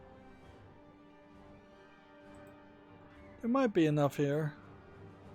Or it might just be a dungeon crawler. And it might be boring and repetitive.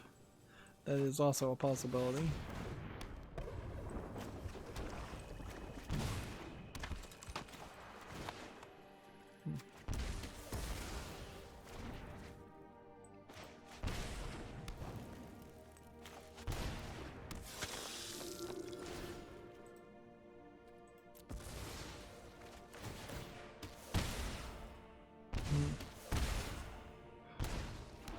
I kind of played badly there, because if I had sacrificed this guy first, then I might have been able to do something else a little bit quicker. Let's see, so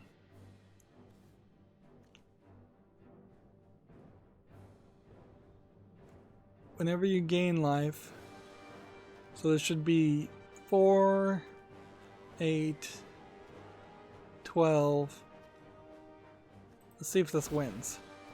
I'm gonna risk this.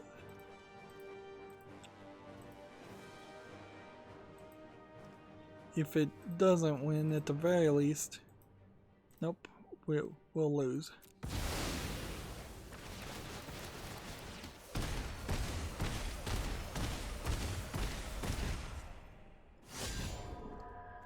Okay.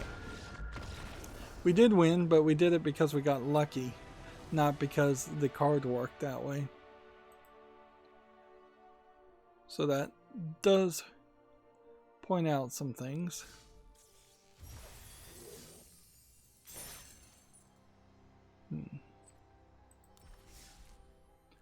We'll just keep on opening packs. Might as well. Although it does seem like they're fairly uninterested in giving me many cards because they're giving me wild cards already. That is definitely part of the reason why I didn't bother to have anywhere as many packs open this time, because it did seem just kind of unimportant. 2 life from that. So yeah, I'm gonna get rid of that one, and then I'm gonna add one there. I don't have one to add, unfortunately. Can I add one of these? Yes. But honestly, I probably should just add another blight beetle.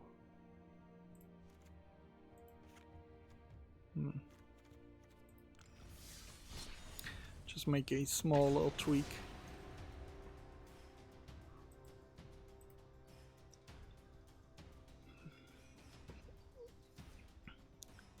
Next we have an article, we have a game here on Steam called Ploid Saga. It looks a little soft on the animation. Yeah. Looks like it's a shoot 'em up, or a combination of 3 games, one being a shoot 'em up. $10.79, English only, and this is from a game company called Nape Games. I don't recognize this. I don't recognize the game, so I'm gonna just go ahead and say no to this and be a little bit more crueler than I have been lately, but I should be a lot more crueler to a lot of these games. Particularly when I look at my wish list, which is supposed to be the list of games I really want to buy, and a significant number of them are like, yeah, I'd be fine owning them, but I really don't have a huge desire to play those games.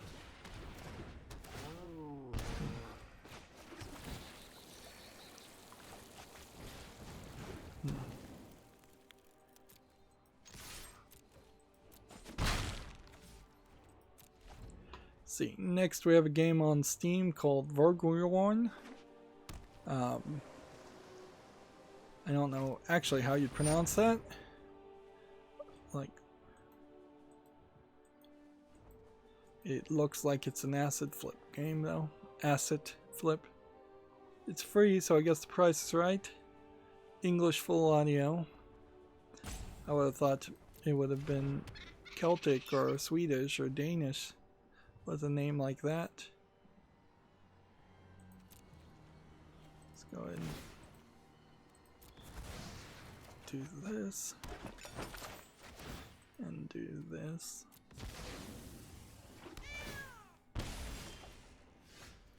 Play that. Play see.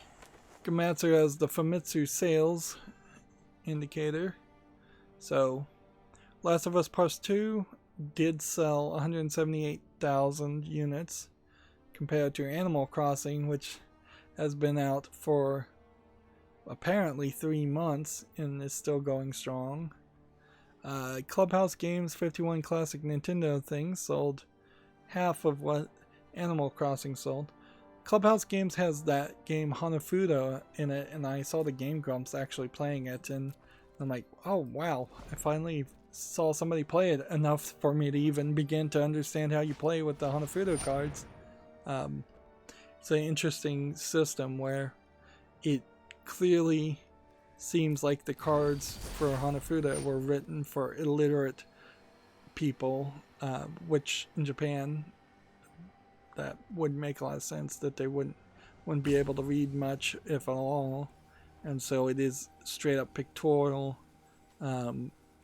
game with no numbers or anything on it, so not even people that could count.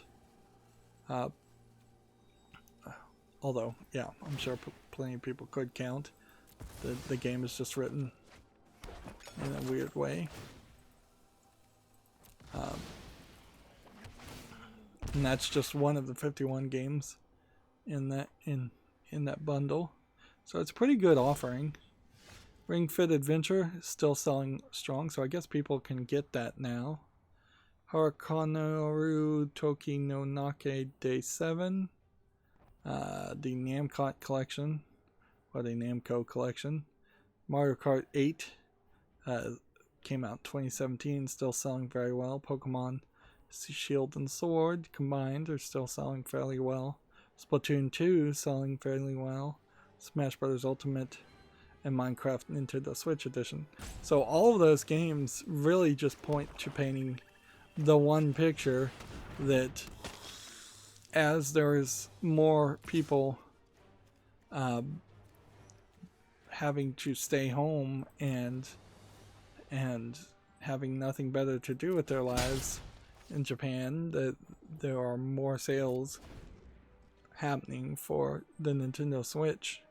People are buying the Switch, and people are buying that original launch window of products on top of the good products that have come out in between the launch window and now. It's a little crazy to be reminded that the Switch came out apparently in 2017, 3 years ago, because it definitely doesn't feel like 2 years from now, or even 4 years from now we're going to get an announcement that tells us a Switch version 2 is coming out. Although I wouldn't be surprised if the Switch 2 is just a slightly more powerful version, or better battery life version of the Switch 1, and there's not any major change. The Switch Lite had already done that, so yeah, I wouldn't be surprised if there's no major changes.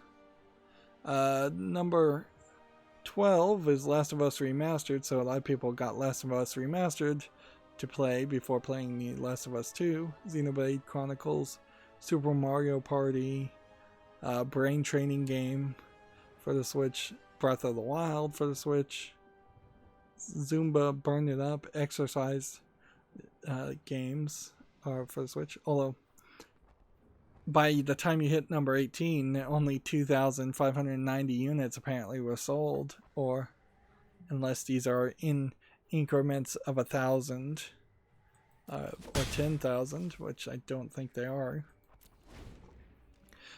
Luigi's Mansion 3, Mario Brothers Deluxe, Final Fantasy VII Remake.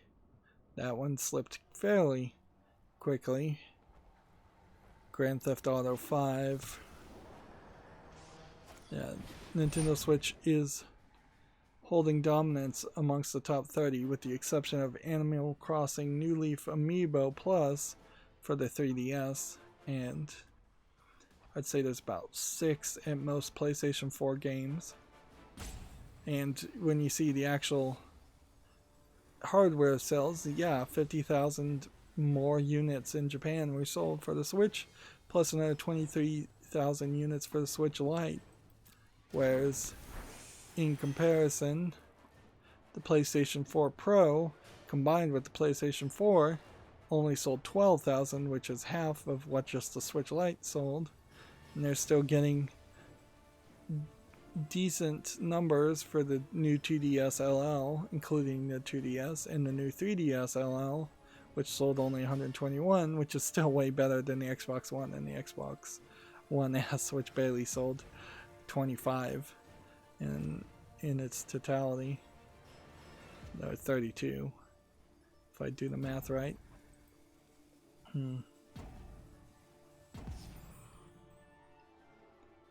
So it seems like the Switch is the winner of sales this week, and has been a consistent winner of sales in Japan for quite a while now. Oh, someone was on the chat, sorry. Ever since my phone got an update a month ago, it even plugged in, it won't stay on. It goes into a screen timeout mode. So it sucks now. So we have someone says, "Hi, how are you?"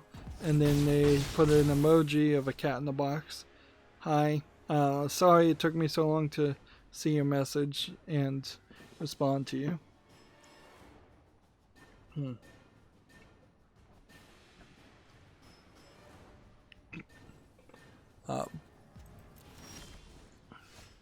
Yeah, I really wish there was a way to fix that on the Samsung Galaxy phones. This new update they've done that times out the screen when it's even plugged in. It's just ridiculous, because there's a whole developer option that says don't do that, so we can always look at the screen, and it says no, forget you, I'm gonna still dim the screen and time it out, probably to save the battery or to irritate anybody, although I suspect because they were thinking about putting ads on the lock screen, they put in this code because of that, and then they got harassed into not doing that because that was not going to fly over well. But it would be very ridiculous to force me down the route of having to root and hack my phone just to get a screen timeout to work correctly.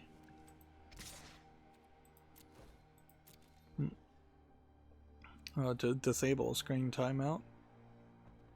And there's several apps that say they work, but they don't because of this new change. There was an announcement, I don't know if it's really worth mentioning, but Lorelei added some new translations in version 1.10.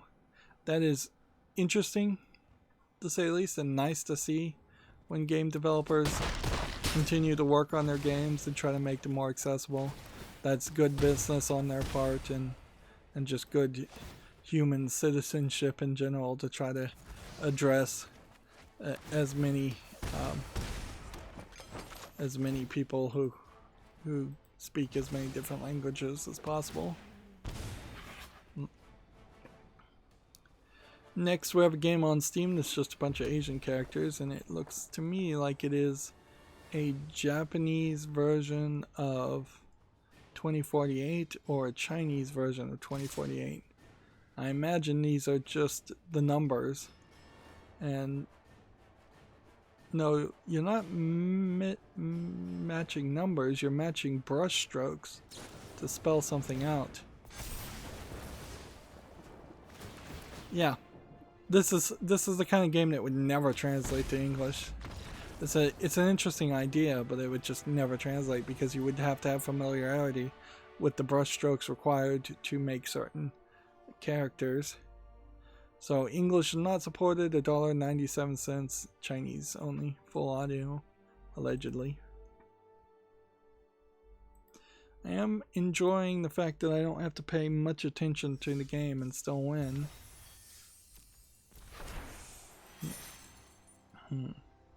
Yeah, we've gone 2 hours and we only have 6 more victories needed.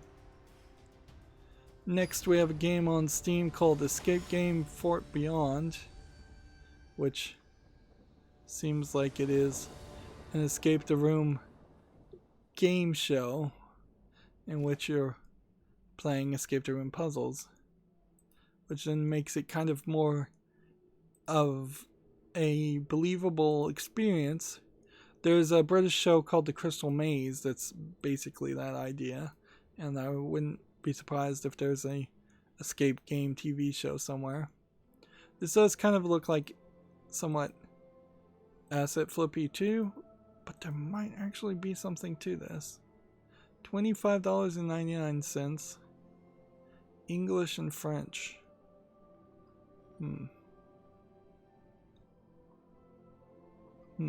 So maybe there is a French show called Escape Game, or Fort Boyard, not Beyond. I misread that.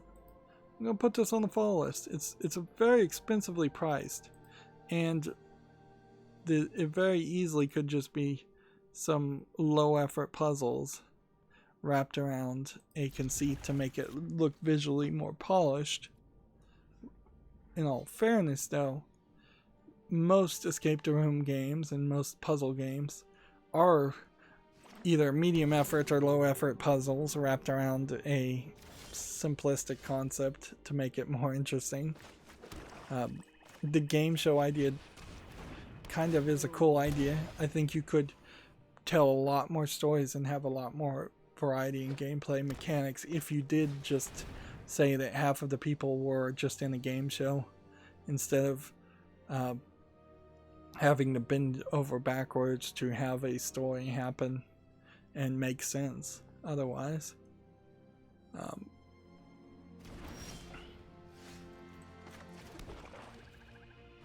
There hasn't been a lot of games based on being in a game show, but there's been a few of them. There's been some Wipeout style games where you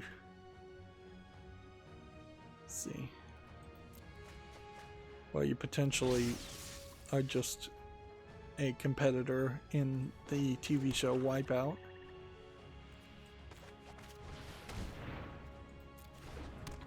Moving on, we have a game on Steam called The Almost Gone, which is tagged as a point-and-click adventure mystery. I don't know if it really is that, or if it is more of a different type of experience. It seems to me like it's a little bit different, almost cell phone-ish. Seems like you rotate your perspective and you get some zoom in areas you can see, and maybe you do some drag and drops to a puzzle.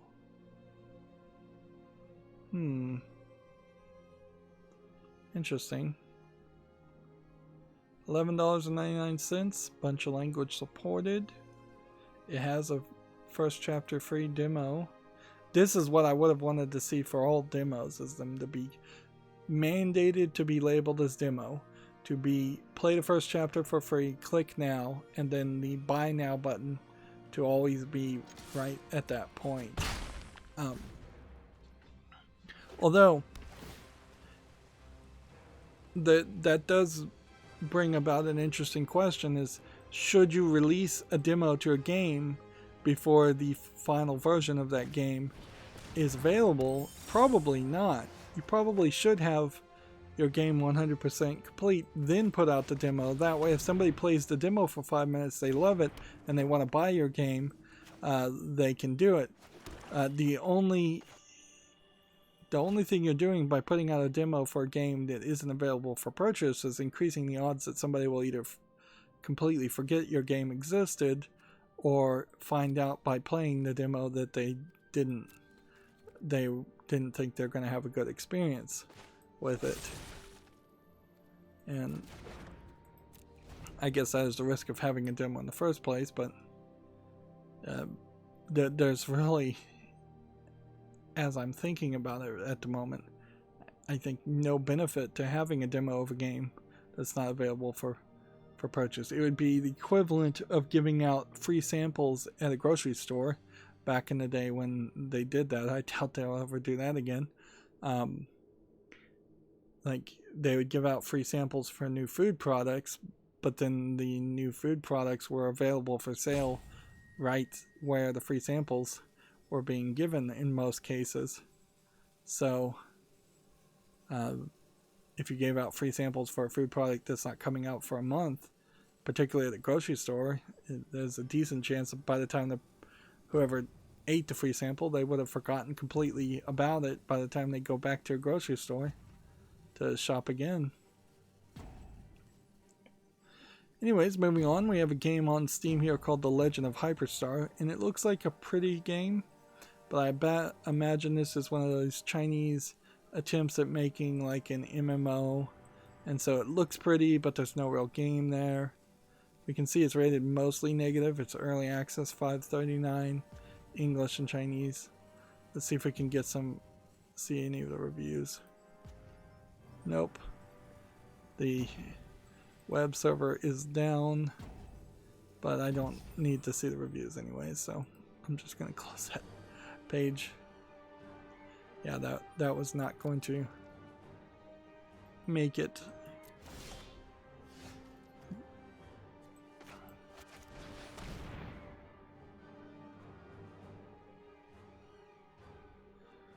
Come on. Next, we have a game on Steam called A Place Forbidden, which looks like an asset flip horror game with some dark screenshot syndrome. I don't think I've had to say dark screenshot syndrome at all this week because we haven't seen a lot of horror games. It's free, English full audio allegedly, so I guess if you're interested, check it out. It doesn't look like it is even a student project or anything. Even if it was, doesn't look like it would be anything that I would cover. Here it's labeled as a demo on the 2020 Haunted PS1 demo disc. So apparently this is like a really old game from PlayStation 1. Well, if this is a PlayStation 1 game, it looks fairly nice for that. But that doesn't really change anything other than I can say it looks nicer than what I would have thought a PlayStation 1 game looks like. But with the exception of PT, the playable teaser, no demo or horror demo in particular has any real relevancy. Next, we have the Tokyo Game Show 2020 online is set for September 23rd through the 27th. Which, okay. They are going to do some kind of announcements for the Tokyo Game Show. I wouldn't have been surprised if they just decided to not put out any of the announcements for the Tokyo Game Show and leave the Japanese companies to either make their own announcements or just put everything on hold and do nothing.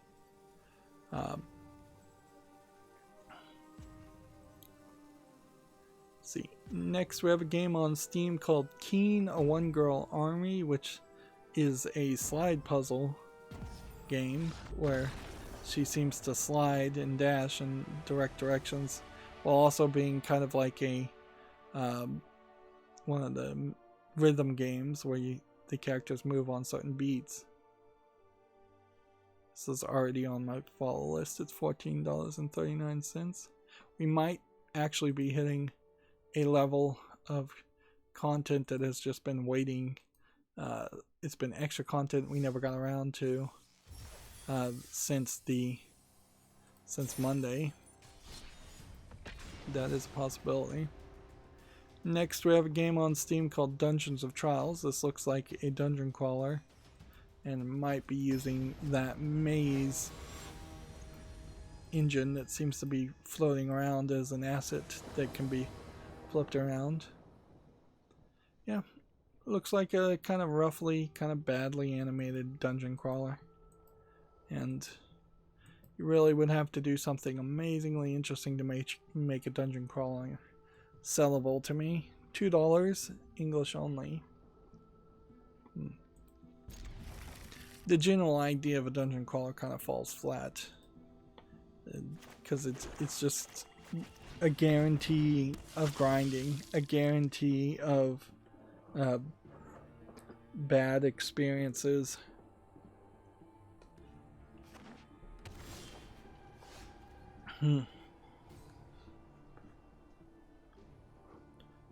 Just boring experiences. Even the anime dungeon crawlers out there that are selling themselves on bright, colorful anime characters and often in scantily clad outfits, even those probably wouldn't convince me to buy them, because the gameplay is just going to be so generic. Moving on, Tech Raptor has another article, Brigadine, the Legend of Runeseria, or Runercia, I guess Runercia is how you'd pronounce that. I noticed, I've heard the word Runeseria somewhere else, but that must be a different story. Anyways, they have a review. Let's see what kind of game. It looks like it's a hex grid strategic placement game. And it doesn't look particularly interesting as far as the little characters. And then the little faces are a different kind of animation style. It's a little bit sharp and a little bit different, but maybe not my style. They gave it a 7.5. Though a bit thin on content, Brigadine offers a solid tactical experience with in-depth mechanics that hardcore and casual fans alike may enjoy. The pros are a diverse set of tactical options with overall weak AI, a lack of meaningful mechanics outside of battle, and paper-thin characters and plot. But then it also has tons of troop types with a lack of... I guess maybe you're supposed to line up these... I wish they would figure out how their system is supposed to work, because some people write these reviews for Tech Raptor one way and other people write the reviews for Tech Raptor a completely different way. It's inconsistent to say the least, and it becomes a bigger problem because you have to scroll way down here to figure out who the person is who is even the author. They don't even mention his name. It's just not listed here. It's about the author. You see a picture of him. It's labeled as staff writer, and so unless my ad blocker was accidentally programmed to not say his name, I have no idea who his name is. And as far as I know, this picture has no relation whatsoever to a staff writer. It could be there's only one staff writer and there's dozens of pictures to make it seem like there's multiple staff writers.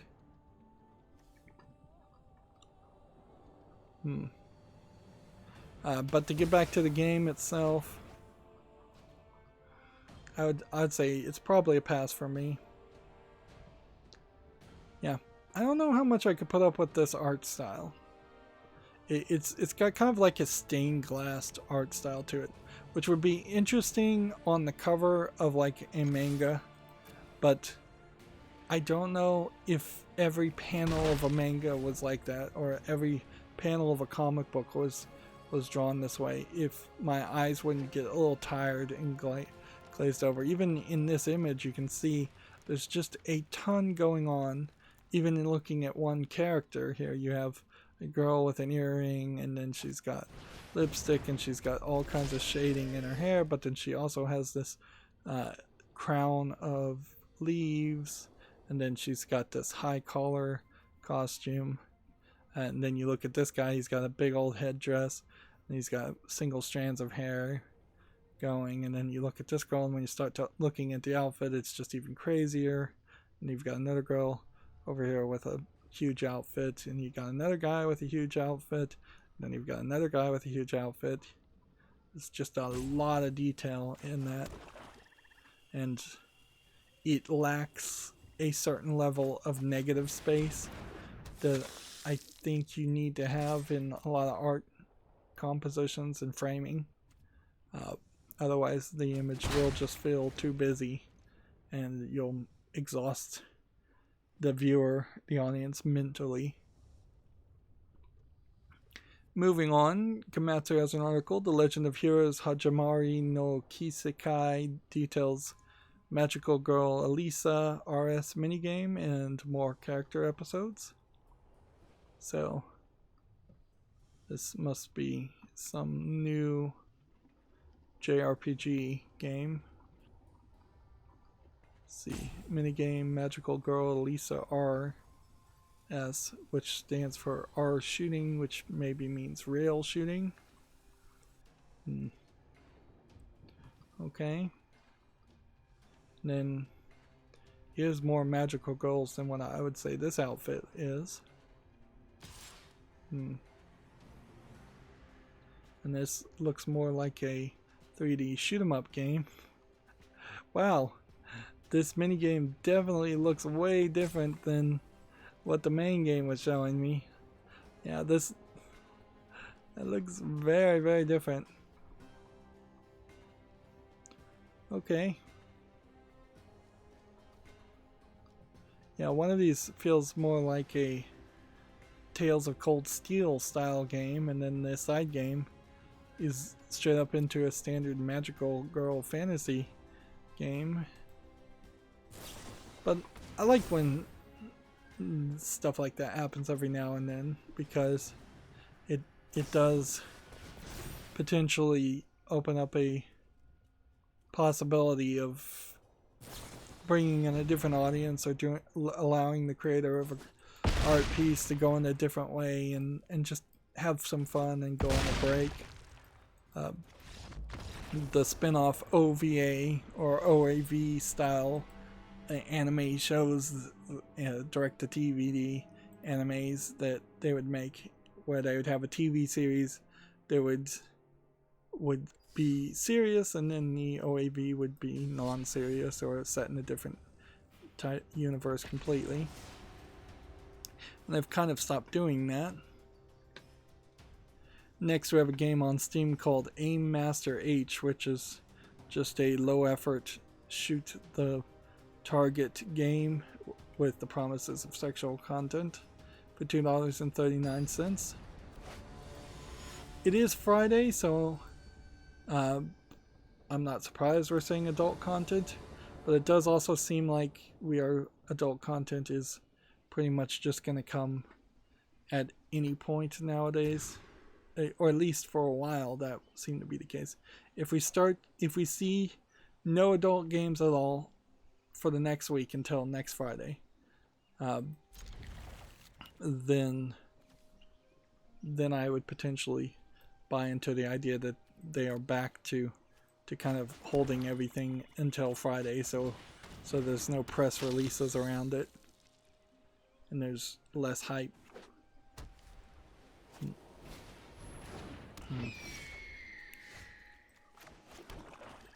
And honestly, if Steam made the argument that adult games sold better on Friday, I'd be willing to believe that.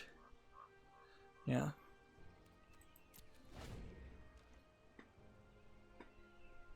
But anyways, we have another game on Steam called Galmon Folklore Monster Girls Galore that's tagged nudity, and it's an RPG Maker game, and it looks hideous and awful. English is not supported. It's selling for $15.29, Japanese only. So yeah, I'm not gonna bother to show it because half the screenshots are not close enough to being YouTube family friendly for my taste. Komatsu has an article, Phoenix, spelled with 2 X's, Bandai Namco, and Dentsu form Capital Alliance to assist independent developers. I don't recognize either one of these companies other than Bandai Namco. Phoenix, that logo, I may have seen that once, but okay. So they're forming a committee, which Japanese people love to form committees for lack of a better description, and they're going to assist in the development, visualization, and game production for indie game developers. and we'll see how far we get with that. Let's see. Next, we have a game on Steam called Penguin's Dogma, which is a horror asset flip game with a penguin chasing you by the looks of it. So clearly this is supposed to be a Dragon's Dogma joke parody name, and they have the P and the D highlighted to make references to the PT playable teaser demo. This definitely looks like PT. In a funny way, I'm surprised that this isn't connected to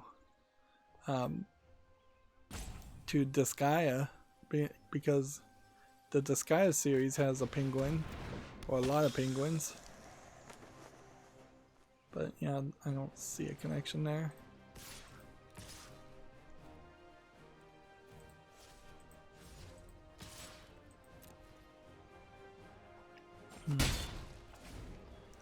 Is there anything else to say about this game? It's $6.24. It's English and Japanese. Yeah.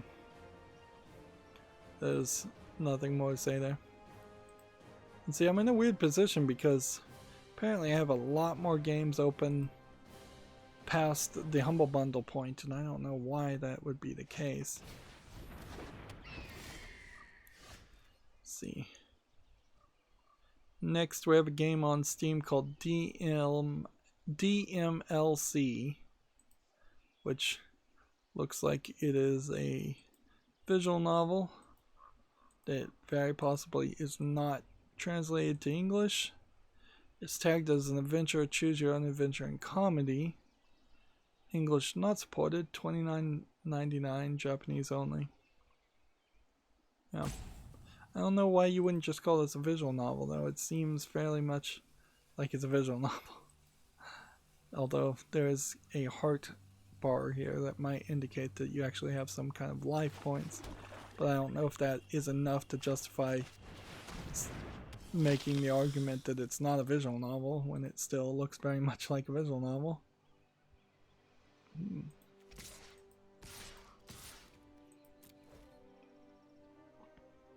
Next we have Mr. Driller Drill Land, which is a new game in the Mr. Driller series, which I guess I have to put that on the follow list. I'm not sure if I really would ever want to play this. I should give it a chance though. I don't know if I've ever played a Mr. Driller game, but it seems like it's not too different from like a Dig Dug game. $29.99 though is incredibly expensive, and a whole bunch of languages and a third-party EULA. So it is really expensive, and that is Bandai Namco trying to sell it to you. And so no surprise it's that expensive. Bandai Namco loves to try and overcharge.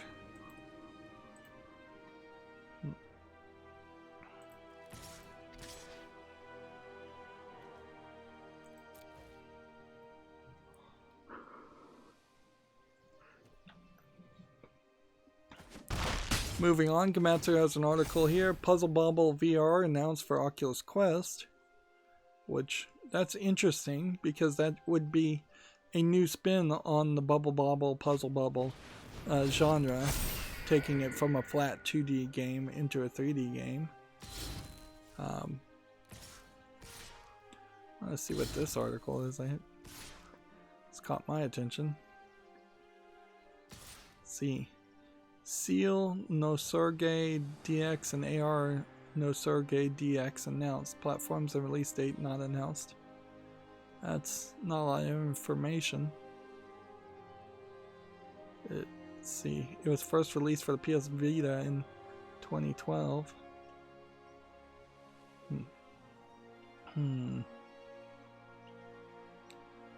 What kind of game is it? It's tagged as an RPG. Blocker.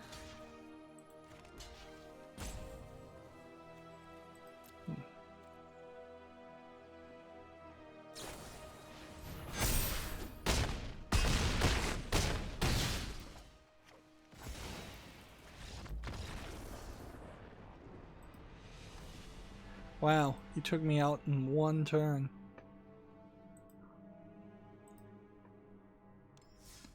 Well, that stinks, but I can't really complain, can I? I'm doing so well otherwise.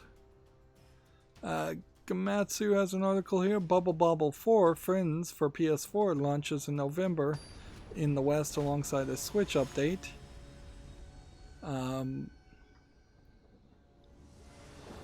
Does it really tell us anything that Bubble Bobble 4 Friends may not come to the Xbox Series X or PC?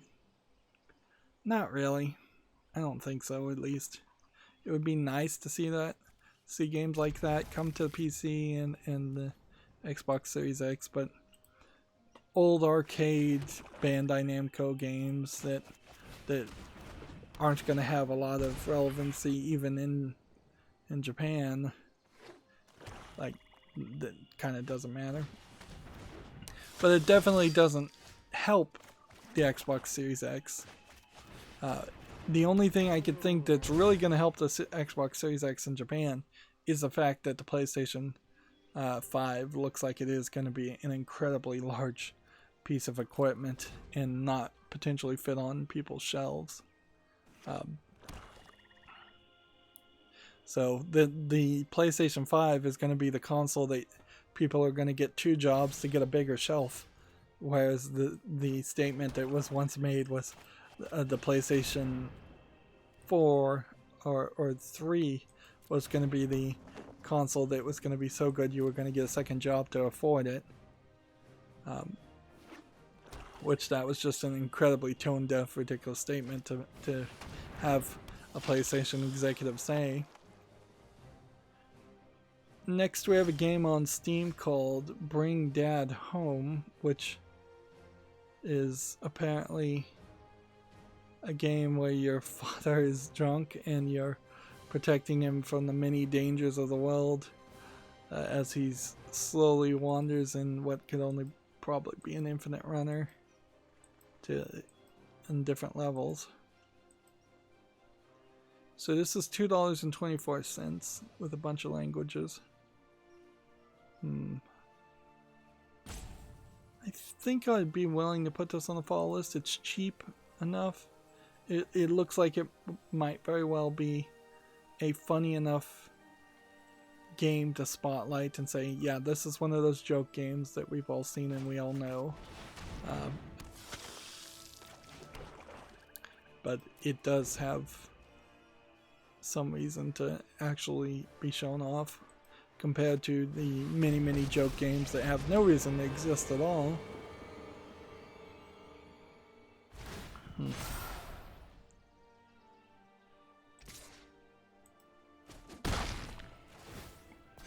See, next we have Rival Stars Horse Racing Desktop Edition on Steam. And there might be an idea here. If I could find like one really good horse racing game, I could see spotlighting that and just saying, okay, we now have, I've played one of those games in my life and that's more than enough. So this might be the one. I've already got this on the fall list. Although at $39.99, that's where it's going to run into trouble, because the real horse racing enthusiasts out there would be willing to pay $39.99, and I absolutely wouldn't be willing to pay that. So I need something that would be like a $5 game that would be a horse racing game of some level of quality. And that's kind of almost an impossible ask to have a niche game sell at a below average price to bring in a non-fan. Let's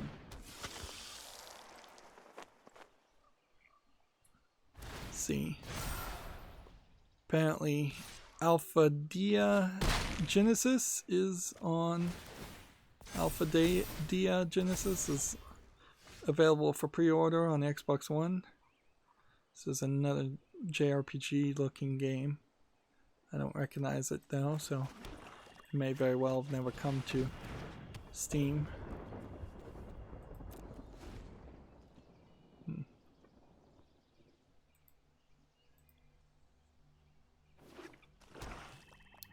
Next we have Forgotten Trace Thanatos in Nostalgia, which is tagged nudity, so I better not show it.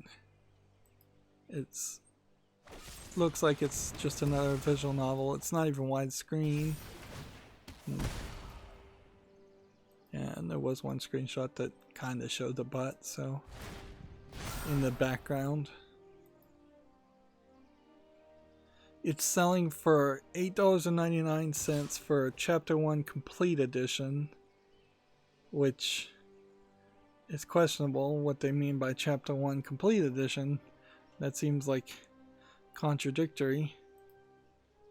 But yeah, I'll put these visual novels on the follow list until I can figure out what more to do with them.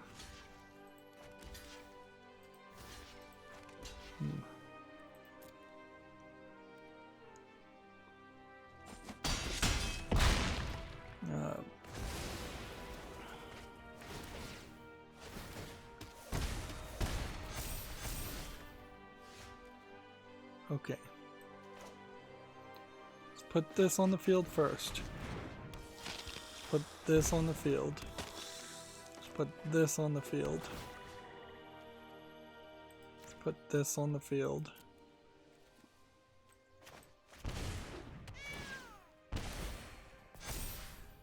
Put that on the field. But this guy's gonna win. Regardless.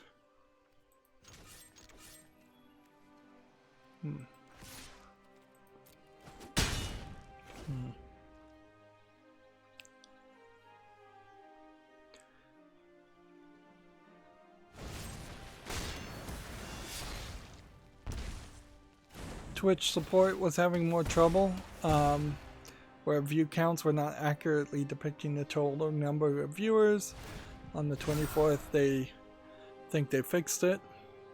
Twitch is also being sued by probably a lot of people, but there's at least somebody suing them for the vast amount of Twitch thoughts on the platform, and I don't know on what grounds that becomes a lawsuit other than a breach of contract and that they are not consistently enforcing their guidelines. Which Twitch is guilty of that, almost certainly, because they definitely have kicked off male streamers for being shirtless, while severely ignored female streamers who have been basically topless or had nip slips or done worse things. And that definitely is a reason why when Mixer shut down, we didn't hear any real talk of people moving back to Twitch or moving to Twitch.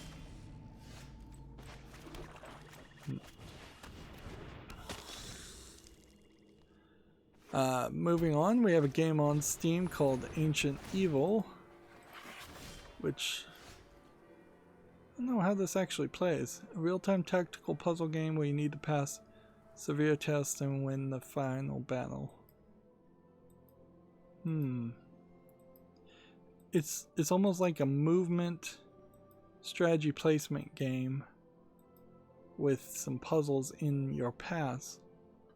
Its early access is $1.19. It's English, allegedly full audio. I'm going to put this on the follow list and see if maybe it could sell itself as doing something new and different.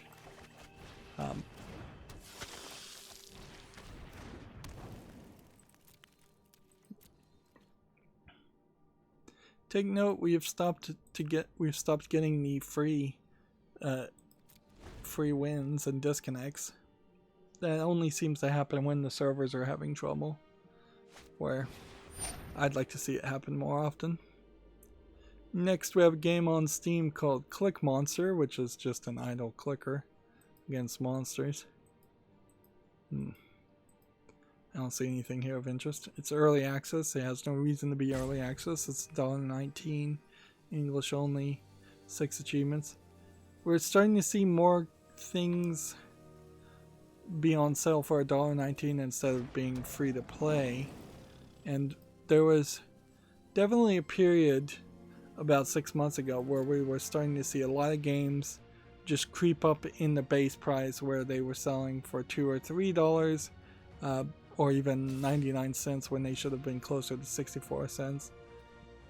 I imagine we're going to see a backtracking on that momentum as people have less money to spend, and the low effort game developers recognize that and try to get more sales. And I wouldn't be surprised if in increasing their prices they quickly learned that they were making less money. Next we have a game on Steam called Go Go Cowboy, which looks like it's just a low effort asset flip top down twin stick shooter. Maybe not even an asset flip, maybe just a low effort top down twin stick shooter. Yeah, definitely doesn't look very polished when you have entire sections of your screenshots that are just solid colors with some specs on it. $1.19 discounted, English full audio.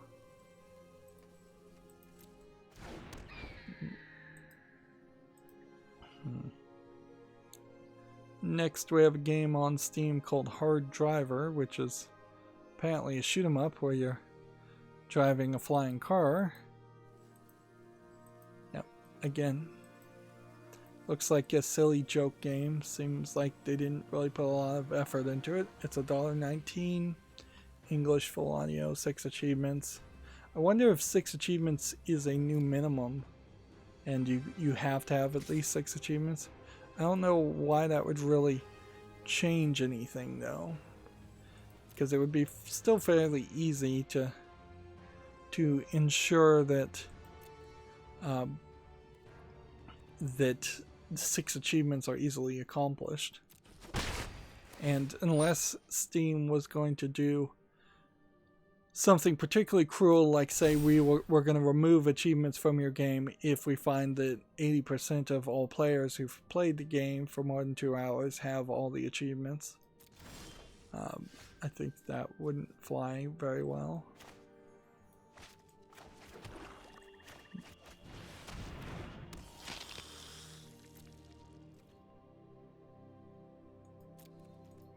Speaking of not flying very well, the sequel to Hard Driver 1, Hard Driver 2, also came out, so they're flooding the Steam website. It really makes no sense. Even if you do have 2 games, why not wait a week? Why put the exact same sequel to the first game? And you can see that the sequel to this game actually does look completely different and play completely different than the first game. And that's because they're just naming some low effort games Hard Driver, and they thought of a name before they thought of a gameplay concept, probably.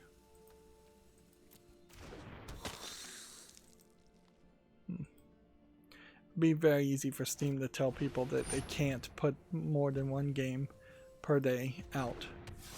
That would only stop trolls and low effort game developers trying to flood the Steam marketplace. No legitimate game developer would run into a problem with that. Not even EA. Like, even when EA did bring all their games to Steam, like, that was a special circumstance, and I could see Steam allowing them to do it. But even if they just had said, no, EA, you have to put out each of your old games on a different day, so what? That would have been fine.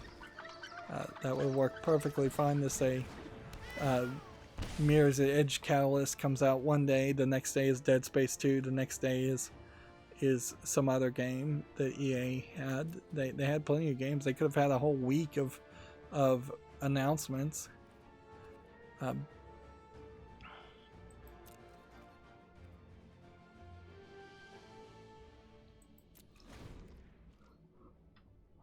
Moving on, we have a game on Steam called Catapult King, which looks like it's a Bloom Blocks style game where you're trying to break things with a catapult. Looks like a cell phone game, but looks nicely polished also. It's early access for $10.04, which probably makes it too expensive. 70 achievements, that's interesting. That's a lot. Put this on the follow list.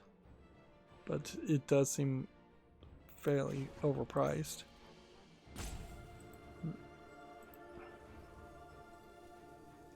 Let's see, Gamatsu has, for the PS4 and Switch, Yokai Watch Jam, Yokai Academy Y, Goken Setsukatsu Japanese TV commercials.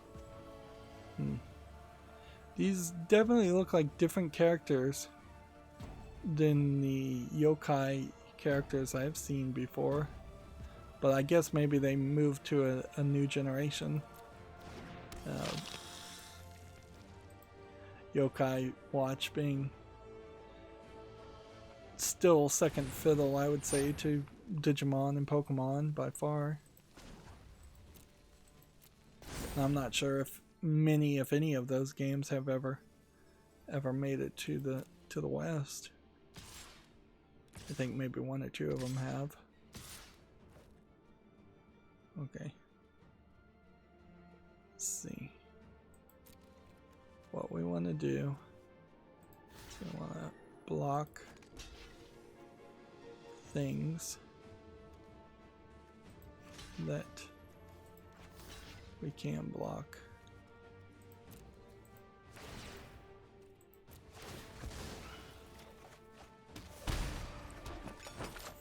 I've probably been playing poorly here and could have been doing a lot more of this. And I still would really love to be able to program this to just be an automated script.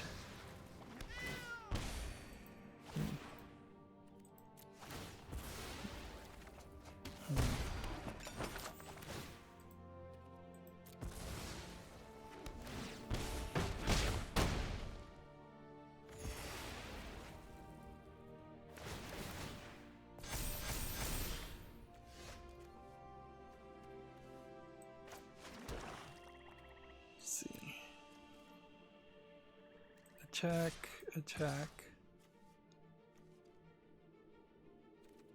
Yeah, it's just attack with those two.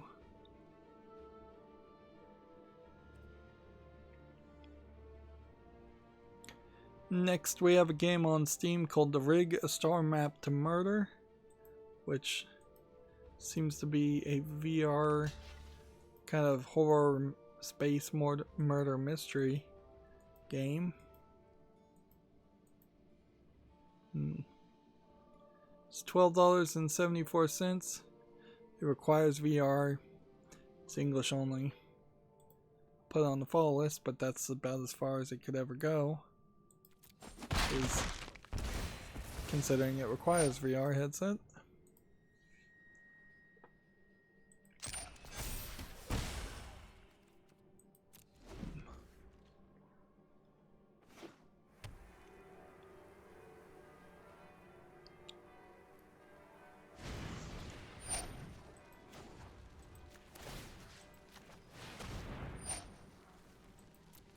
I don't know if that was the right one to block.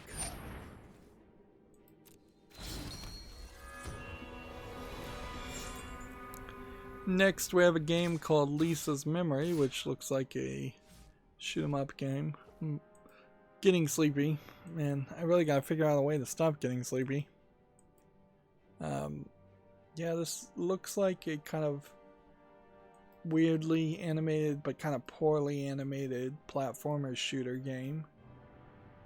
It's English is not supported. It's $3.99. It's Chinese only. I don't know why you'd give it an English title then if English is not supported as a language. That seems fairly pointless.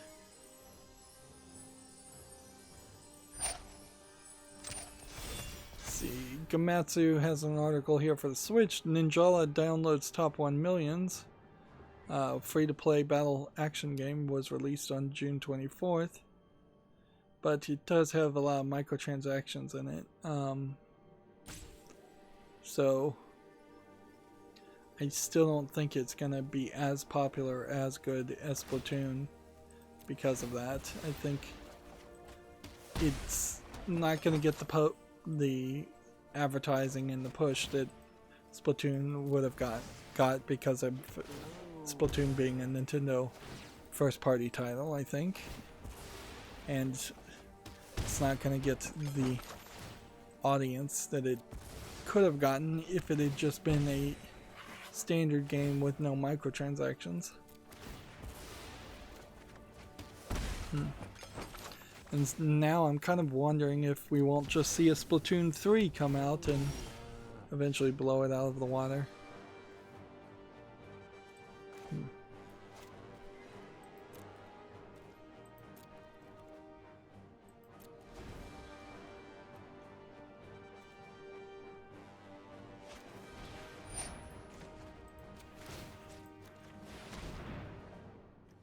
See. Next, we have a game on Steam called Time Assassin, which is, I think, just a low-effort asset flip game. Maybe a Chinese game, too. It looks pretty ugly and very scattered as far as what the goal in the gameplay really would be. It's early access, $1.99, English and Chinese. Yeah. Does not look good.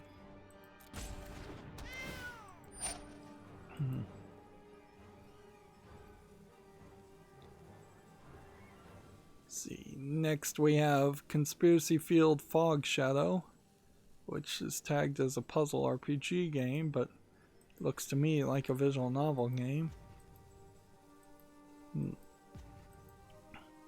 It's going with the slightly taller and skinnier anime girl art style that was more common, I'd say, about half a decade ago or so. English is not supported. This is $3.19, which is really cheap for a visual novel, and it's Chinese only. Interesting. But I will say, as a Chinese visual novel, that does look a lot better than most of their offerings by far. So it seems like they might be improving. Speaking of China, a new article announcement came out saying that they found that 20 of the major Chinese company directly have control or backing by the Chinese military government. Noda, Tencent, I'm fairly certain was in that list. Huawei was in that list. It really is just a no-duh statement, though. Everybody knew that. Everybody knew that. Everybody has known that for quite a while. So it is really just a matter of more people are now willing to come out and say it and stop acting duplicitously and trying to profit off of a potential Chinese economy that doesn't really exist and may never really be open to them.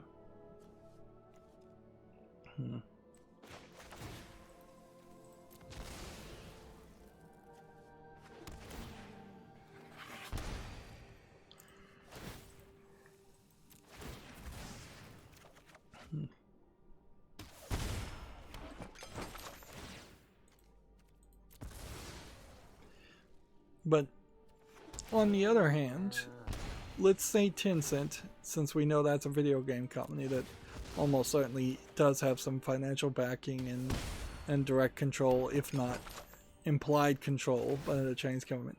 Let's say Tencent is told that is just banned from doing business with all companies in the West. And let's not just say the United States, let's just say the West in general. Or all companies outside of China in particular. Tencent in particular has invested a lot of money, and they own a lot of stocks and shares. It's, as far as I know, there's no good or easy way to say, Tencent, you don't own these shares. These shares don't count. Your voting shares don't count. When these companies have their annual meetings, you don't get to vote. You don't get to sell your shares to other people and profit from it. We're just going to null your ownership and take your money and effectively rob you. Like, I don't think that there's a system like that. The only system that even starts to even sort of work that way would be something that would be equivalent to, like, forgiving the debts of Germany after World War II, which a part of the reason why Germany was involved in World War II is because they didn't forgive the debts of Germany in World War One. But yeah, I don't think there's ever been a system like that, or an embargo. There when Cuba went communist, certainly they just took all the wealth of the rich people in Cuba and made a communist socialist country. I think they're socialist, Cuba. Yeah. So, but yeah, I don't see how the United States would ever actually set that precedent. And if they were going to set that precedent, even from a video game perspective, I don't know why you set the precedence by taking Tencent's ownership of game companies away from them, instead of, say, taking Jeff Bezos' ownership of Amazon.com away from him, which would be a more internal affair solution and would be very helpful against the monopoly that has occurred around Amazon.com.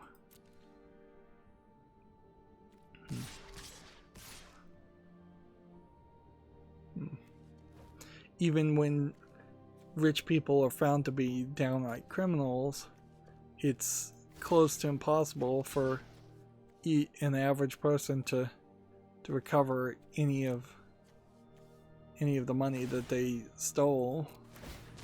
It's years and years of long prolonged civil battles, court cases.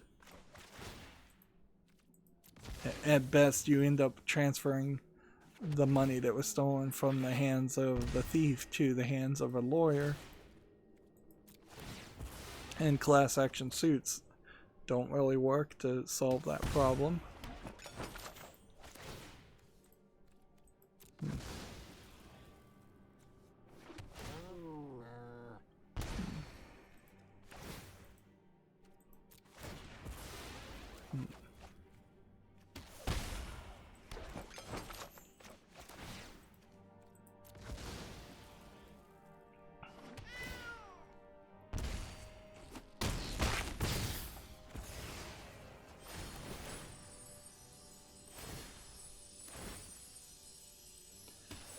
Moving on, we have a game on Steam called Heat, and it's labeled Heat plus Homestead. It's mixed reviews already. This game actually looks somewhat polished. If you told me it was made 5 or 6 years ago, I'd say, alright, well, this looks like a decently animated game for that time. It's $7.19, English full audio, single or online PvP. So what do the reviews say? Absolute scam, don't buy it. Don't ever buy anything from these devs again. For the third time they developed a game which they don't finish. I don't understand why Steam already hasn't banned these guys. Next time when I see a product of these devs, stay away. Not a penny from these guys again. So apparently this developer has a history, and there is one game on their storefront called Reign of Kings that also kind of looks like the same game.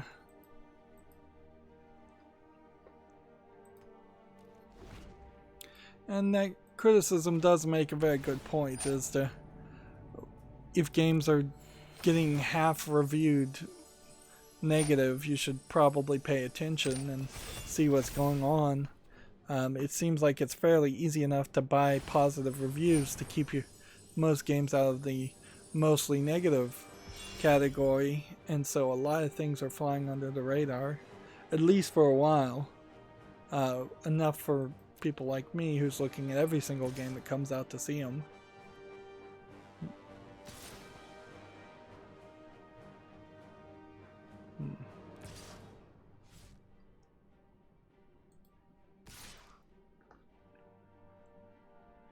See. Next we have a game on Steam called Hexplore, which looks like a very old game.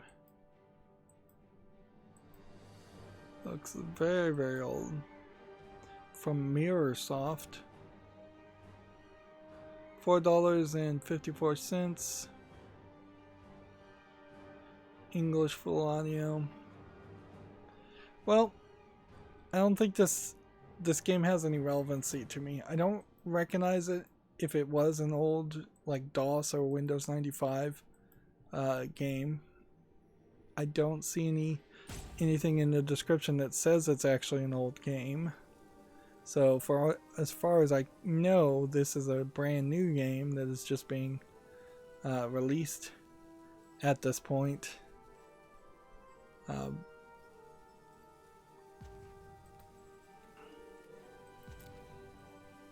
See, choose blockers. I think I probably failed several times over there.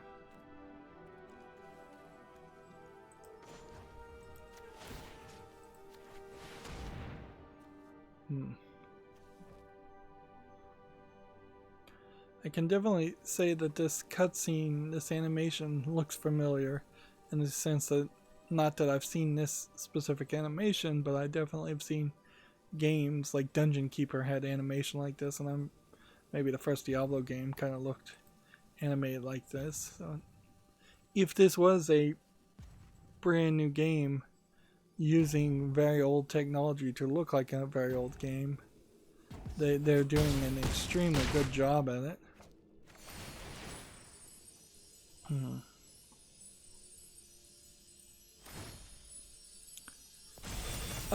Gamma Sutra has an article. Ubisoft is going to investigate the rampant sexual assault and harassment accusations. I think for most part going forward, I'm going to stay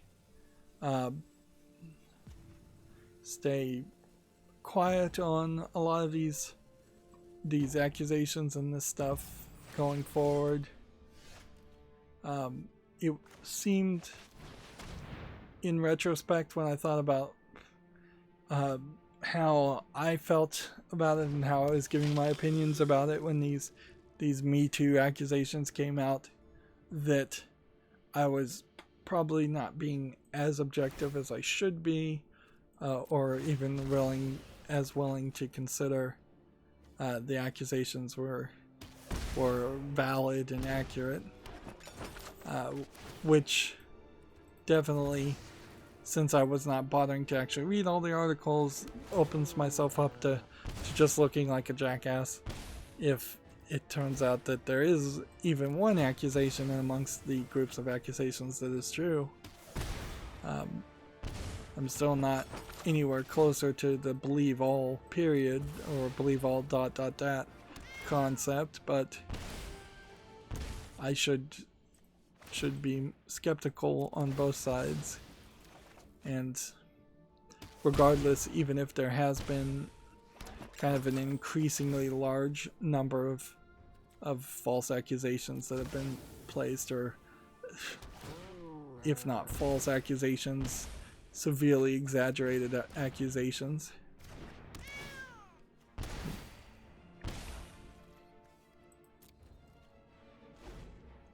So yeah, I'll just stay silent and we'll see what Ubisoft finds out. In a similar way, there was the complaint against the game developer in France that made Detroit Become Human, and that seems like that was a story that really would have gone one way, and yet the court case seemed to have decided in the opposite direction. So I was shocked and surprised by that.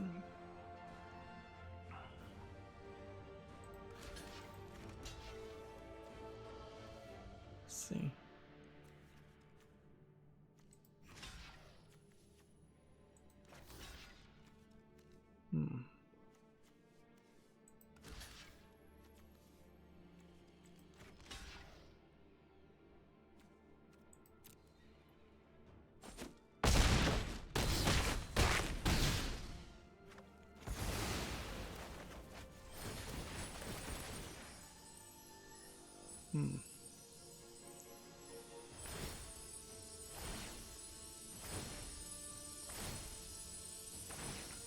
I thought I was about to win, and yet now he's at 36 health.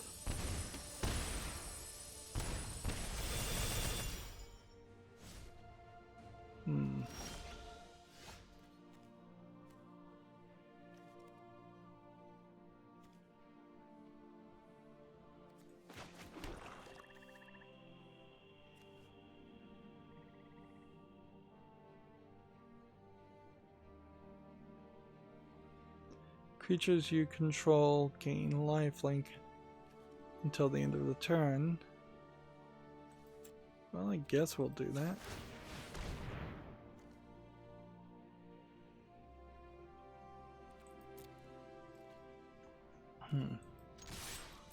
This has been a particularly long game.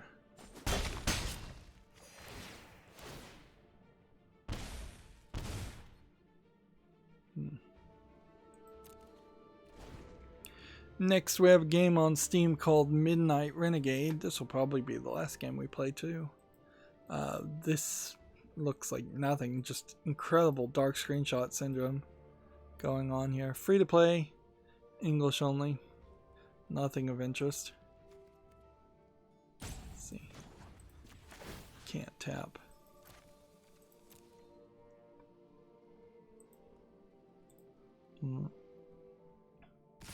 Gamatsu has an article. The Last of Us Part 2 sales top 4 million in 3 days. So, negative reviews combined with positive critic reviews seems to not really have changed the outcome in any real way as far as the sales.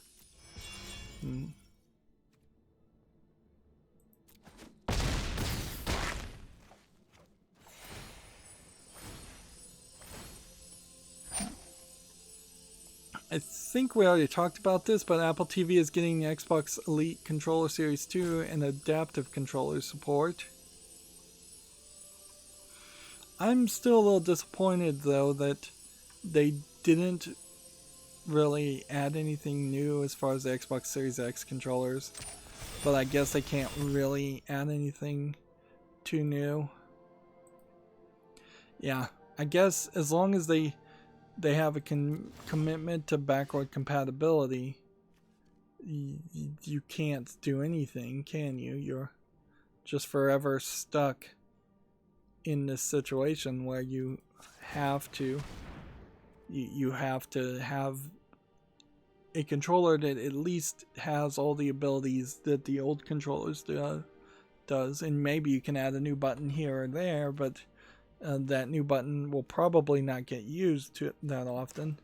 If you think about it, the back button and the start button and the Xbox menu button and the share button, those are severely less used compared to the A button or the X button or the analog sticks. OpenCritic has an article here. 7 EA games will be hitting the Switch in the next year, which I suspect means 7 old EA games, for the most part, will be hitting the Switch. It'll be interesting to see if it's new games.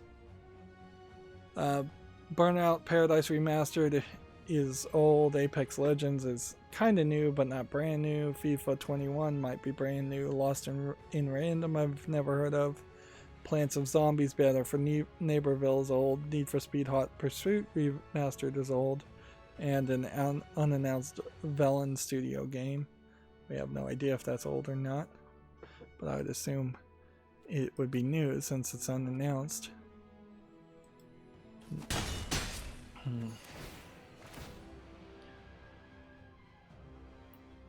Next, we have a game on Steam called Car Trader Simulator. Welcome to business. This is already rated mixed. This is an example of a game where you'd be doing someone's job, so it almost certainly wouldn't be fun. It's free to play, English full audio with a bunch of other language support. And it's a weird one, for sure. Don't know why anybody would think that that would be a game somebody would want to play. Let's see. Next we have a game on Steam called Fantasylands, which looks like a ugly hex grid tabletop game of some sort. Looks really, really ugly. Free, so I guess the price is right. English only.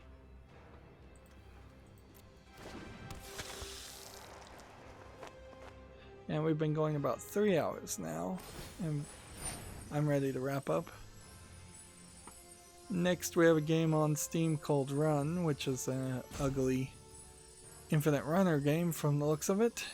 It is also free to play, English full audio. Let's see. Next we have a game on Steam called Angels on Tanks, which looks like it's an adult game, but oddly is not tagged as having any nudity or sexual content in it. It might as well be an adult game by the looks of it, but I wouldn't be surprised if this is just censored to be PG-13 plus. This is $9.74, which is way too expensive, and it's English and Spanish. And the actual gameplay looks uninteresting.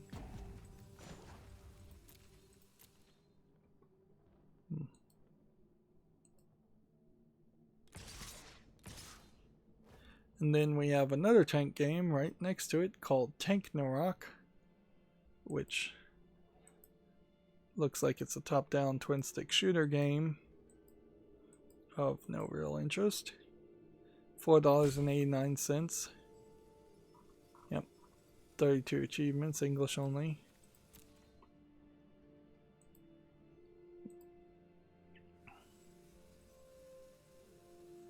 Then we have another garbage game called Twitcheroos Run Socks and Streams, which looks insane. I should have curated some of these games out.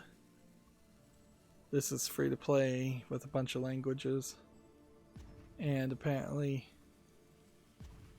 they're promoting Twitch streamers with the game.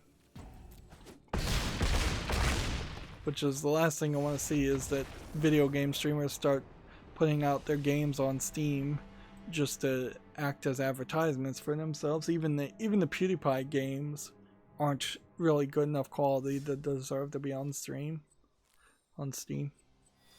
Yeah, that one game was so long, just so incredibly long. And I need to get 2 more victories, I think, today. Probably this weekend would be fine. And I'd like to get 5 more victories. I want to just, with this mastery level, get as much done as possible. And I know at the moment I don't have this, so I didn't get any of this stuff. But that's fine, because as long as I do get this by having it 3,000 gems, I should still be fine. It's 3,000 gems, yeah. 3,400 gems, which is a little bit more. They say it's a $200 plus value when fully unlocked.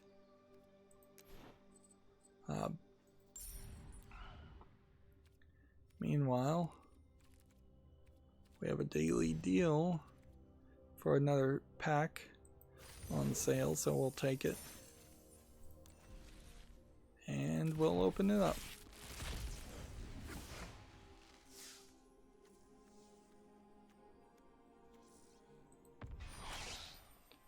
But on a day-to-day, like game-to-game turn of events, you're not really making a lot of progress towards getting new cards. In all fairness, Hearthstone was even worse. Like, playing 3 games or winning 3 games would get you 10 gold if you weren't also accomplishing daily quests. So you at least have a better return compared to Hearthstone, but then you balance that out with how many cards were in Hearthstone or a single Hearthstone expansion. There was severely fewer cards and fewer garbage cards in particular. So we have about 5 more tabs. Let's wrap this up and then that'll be the end of the stream. We have a game here called Kinbo, which seems to be a Rambo clone, but in actuality it seems like it's a super zoomed out just platform shooter. Like way too zoomed out. Contra clone, I guess might be a good term. $2.39 discounted, English and Russian. Next we have a game called Goblin Rush, which might be a VR game. Looks like it's just a dungeon crawler game though. Looks generic. Free to play, but it requires VR. English only. Let's get that to start loading and that to start loading and that to start loading. I'm just gonna try and click on everything. Next we have a game called West Legends, which looks like it's a player versus player twin stick shooter game. Early access $2.99, single player and online player versus player.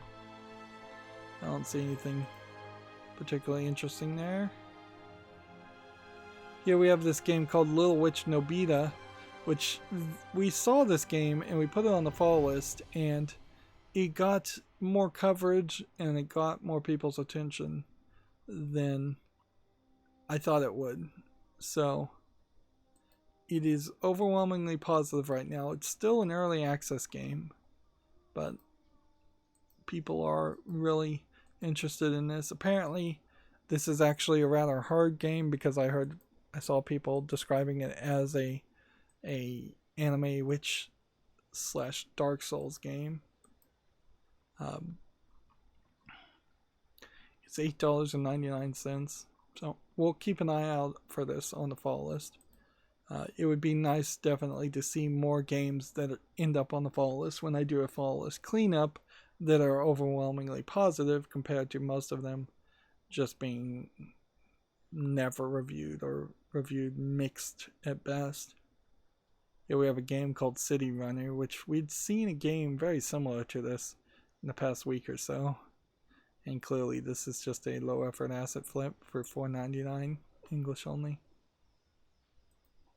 And then at some point I was looking at the Mass Effect N7 Digital Deluxe Edition, which is mixed, and I put that on the following list. And at some point I was looking at Titanfall, and I guess that became overwhelmingly positive, so I put that on the wish list.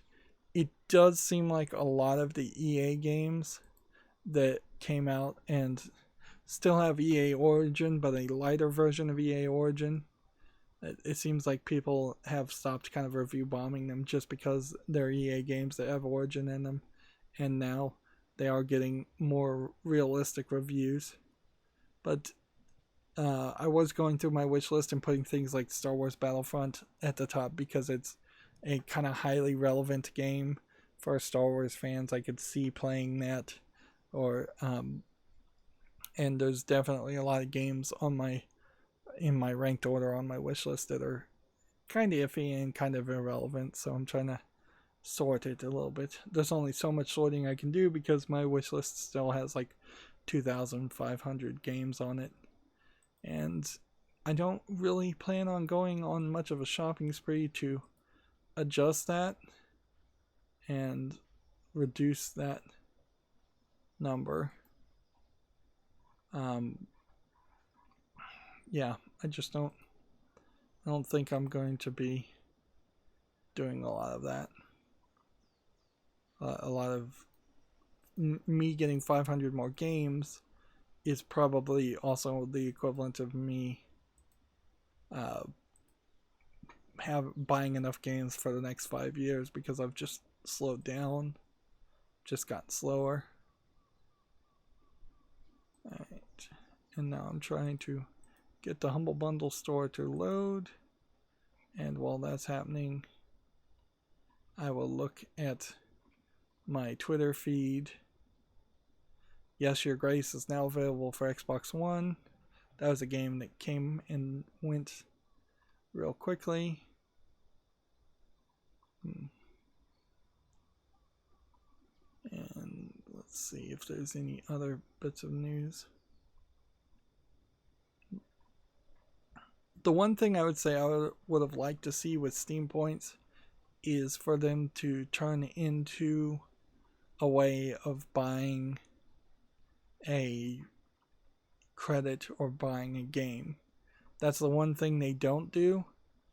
So if you really think about it, getting these small items some other ways and then being able to sell those small items on the Steam storefront meant you could get actual money, although it probably wouldn't be a lot. I have like 80 cents I've gotten from selling things on the Steam marketplace.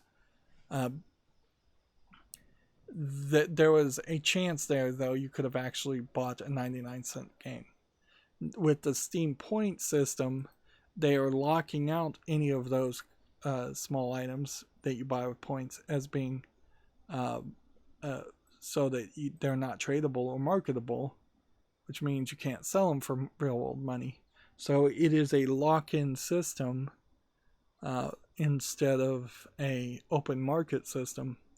So oddly, they are kind of going backwards from their libertarian point of view with the Steam points, because they are effectively store credit, store currency, as it were. And if you were an employee in the United States and they were trying to pay you with store credit, that's totally illegal, although they definitely have tried to do it.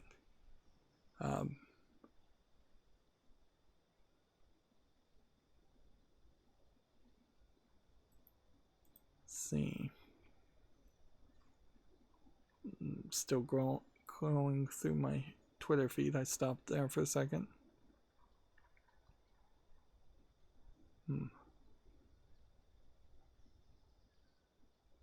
As a sponsored advertisement, Gamasutra has started doing sponsored advertisements quite a lot.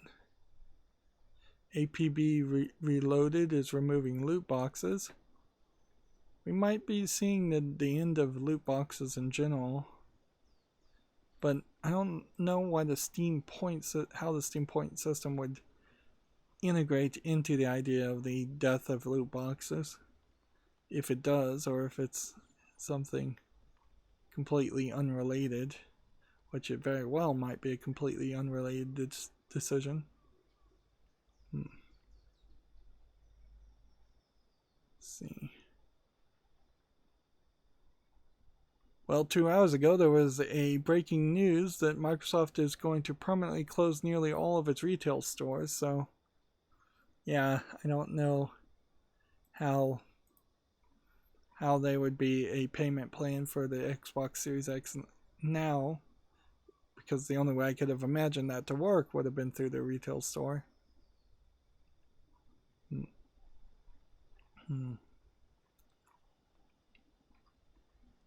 I'm seeing a lot of games getting delayed. Announcements of delays. But we also do have a decent amount of news that came out in between the last 3 hours. THQ Nordic says you can officially hit rock bottom at Steam, upgrade your profile with the backgrounds and impress your friends with Dolphin, amazing emoticons available now at the new point shop. See, I don't understand whether this... It seems like they're hyping it up and promoting it, but I don't get the idea of saying you hit rock bottom. Hitting rock bottom's a bad thing.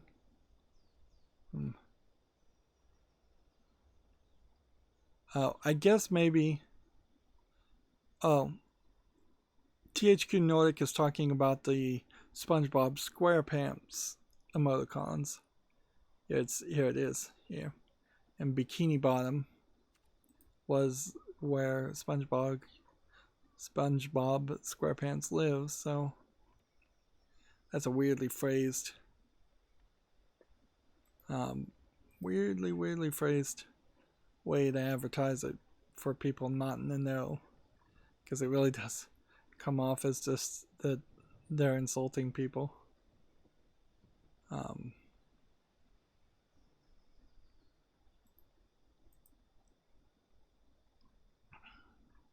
See if there's any other bits of news worth mentioning. I'm opening all these new tabs, just going backwards instead of going forwards. There's a lot of Last of Us screenshots getting tweeted. I think I've seen everything here. Apparently there's going to be a big update for Plague Inc. They have a sneak peek article that they posted with the fake news, I guess maybe is the next big addition. I knew they were adding a fake news element. TechRaptor has an article saying Square Enix is announcing its former E3 titles throughout the summer. So Square Enix will be announcing games, which really this is almost a non-announcement announcement. That no doubt Square Enix is, like every other video game company, is going to announce things that they planned on announcing when they get around to it. TechRaptor also has APB Reloaded is removing loot boxes, which it's its 10th year anniversary. I don't know if they've had loot boxes for the entire 10 years, though. I think maybe they got added and tested, and then they're taking out again. I don't know if that does anything to encourage anybody to actually want to play it now. The next Legend of Heroes Trails game is already in development. Let's see. And that's according to Gamatsu. And here we have a game called Meditation Journey VR Zen Garden, which looks like a VR asset flip game or walking simulator. I feel like it should be a lot more realistic and pretty if you're going to try and do something like that. $13.49 English only. Yeah, I don't think you can even do it animated. I think you have to have like a 4K raw footage if you're going to do something like that. OpenCritic has an article, Tales of Arise has been delayed indefinitely. So they're working on another Tales game and they delayed one of them. The Path of Exile beta is delayed until next year, according to TechRaptor.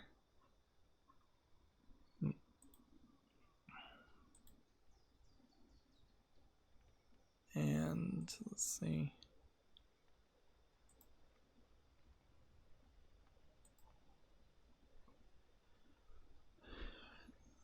Let's see what else we've got. If we can get these pages to load. Gamma Sutra has an article. Insomniac responds to allegations from former staff about a culture of harassment. So, yeah, all these accusations.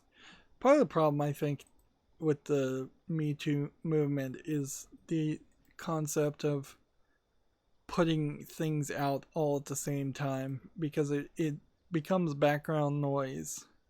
When if they just had somebody come out and tell their story, like one per day, it would be a lot easier of a narrative to follow.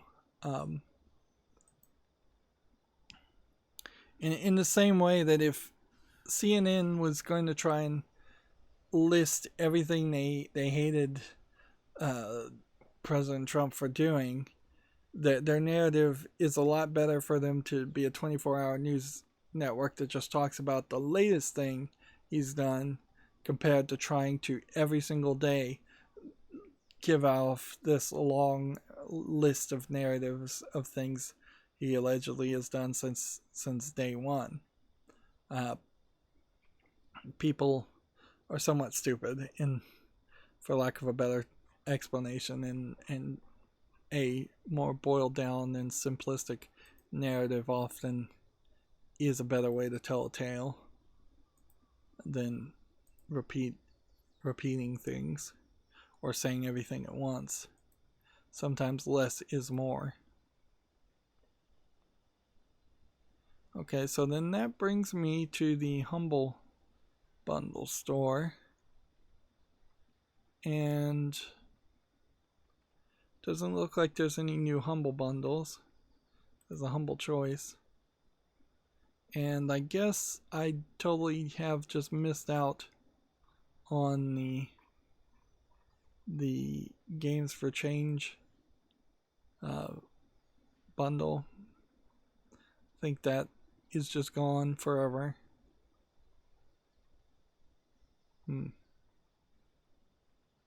So yeah, I guess that's fine. I knew it was going to end, and I rolled the dice and decided not to get it, and so now I'm going to have to live with that decision. Alright, well, that's going to be it for this stream. Not too bad. I'm still a little sleepy, but we got 10 out of 15 victories, and we accomplished a decent amount of stuff, and we cleaned up all the news, so Monday isn't going to end up being super long, probably. That's going to be it for this stream. I'll once again remind you that the Steam Summer Sale is going on, so friend me on Steam and gift me a gift card or gift me a game. Now's the time to do that. Otherwise, I ask that you like, share, subscribe, comment, and watch every second of my videos, because all of that helps my YouTube channels. Allegedly, it helps, at least. That's what they say. And if you want a friend or follow me on any social media sites, there's a bunch of links down below. And if you want to support me in a different way, there's also a link to Patreon, which having a few Patreon supporters would definitely be nice too. Thank you for watching. Have a good evening.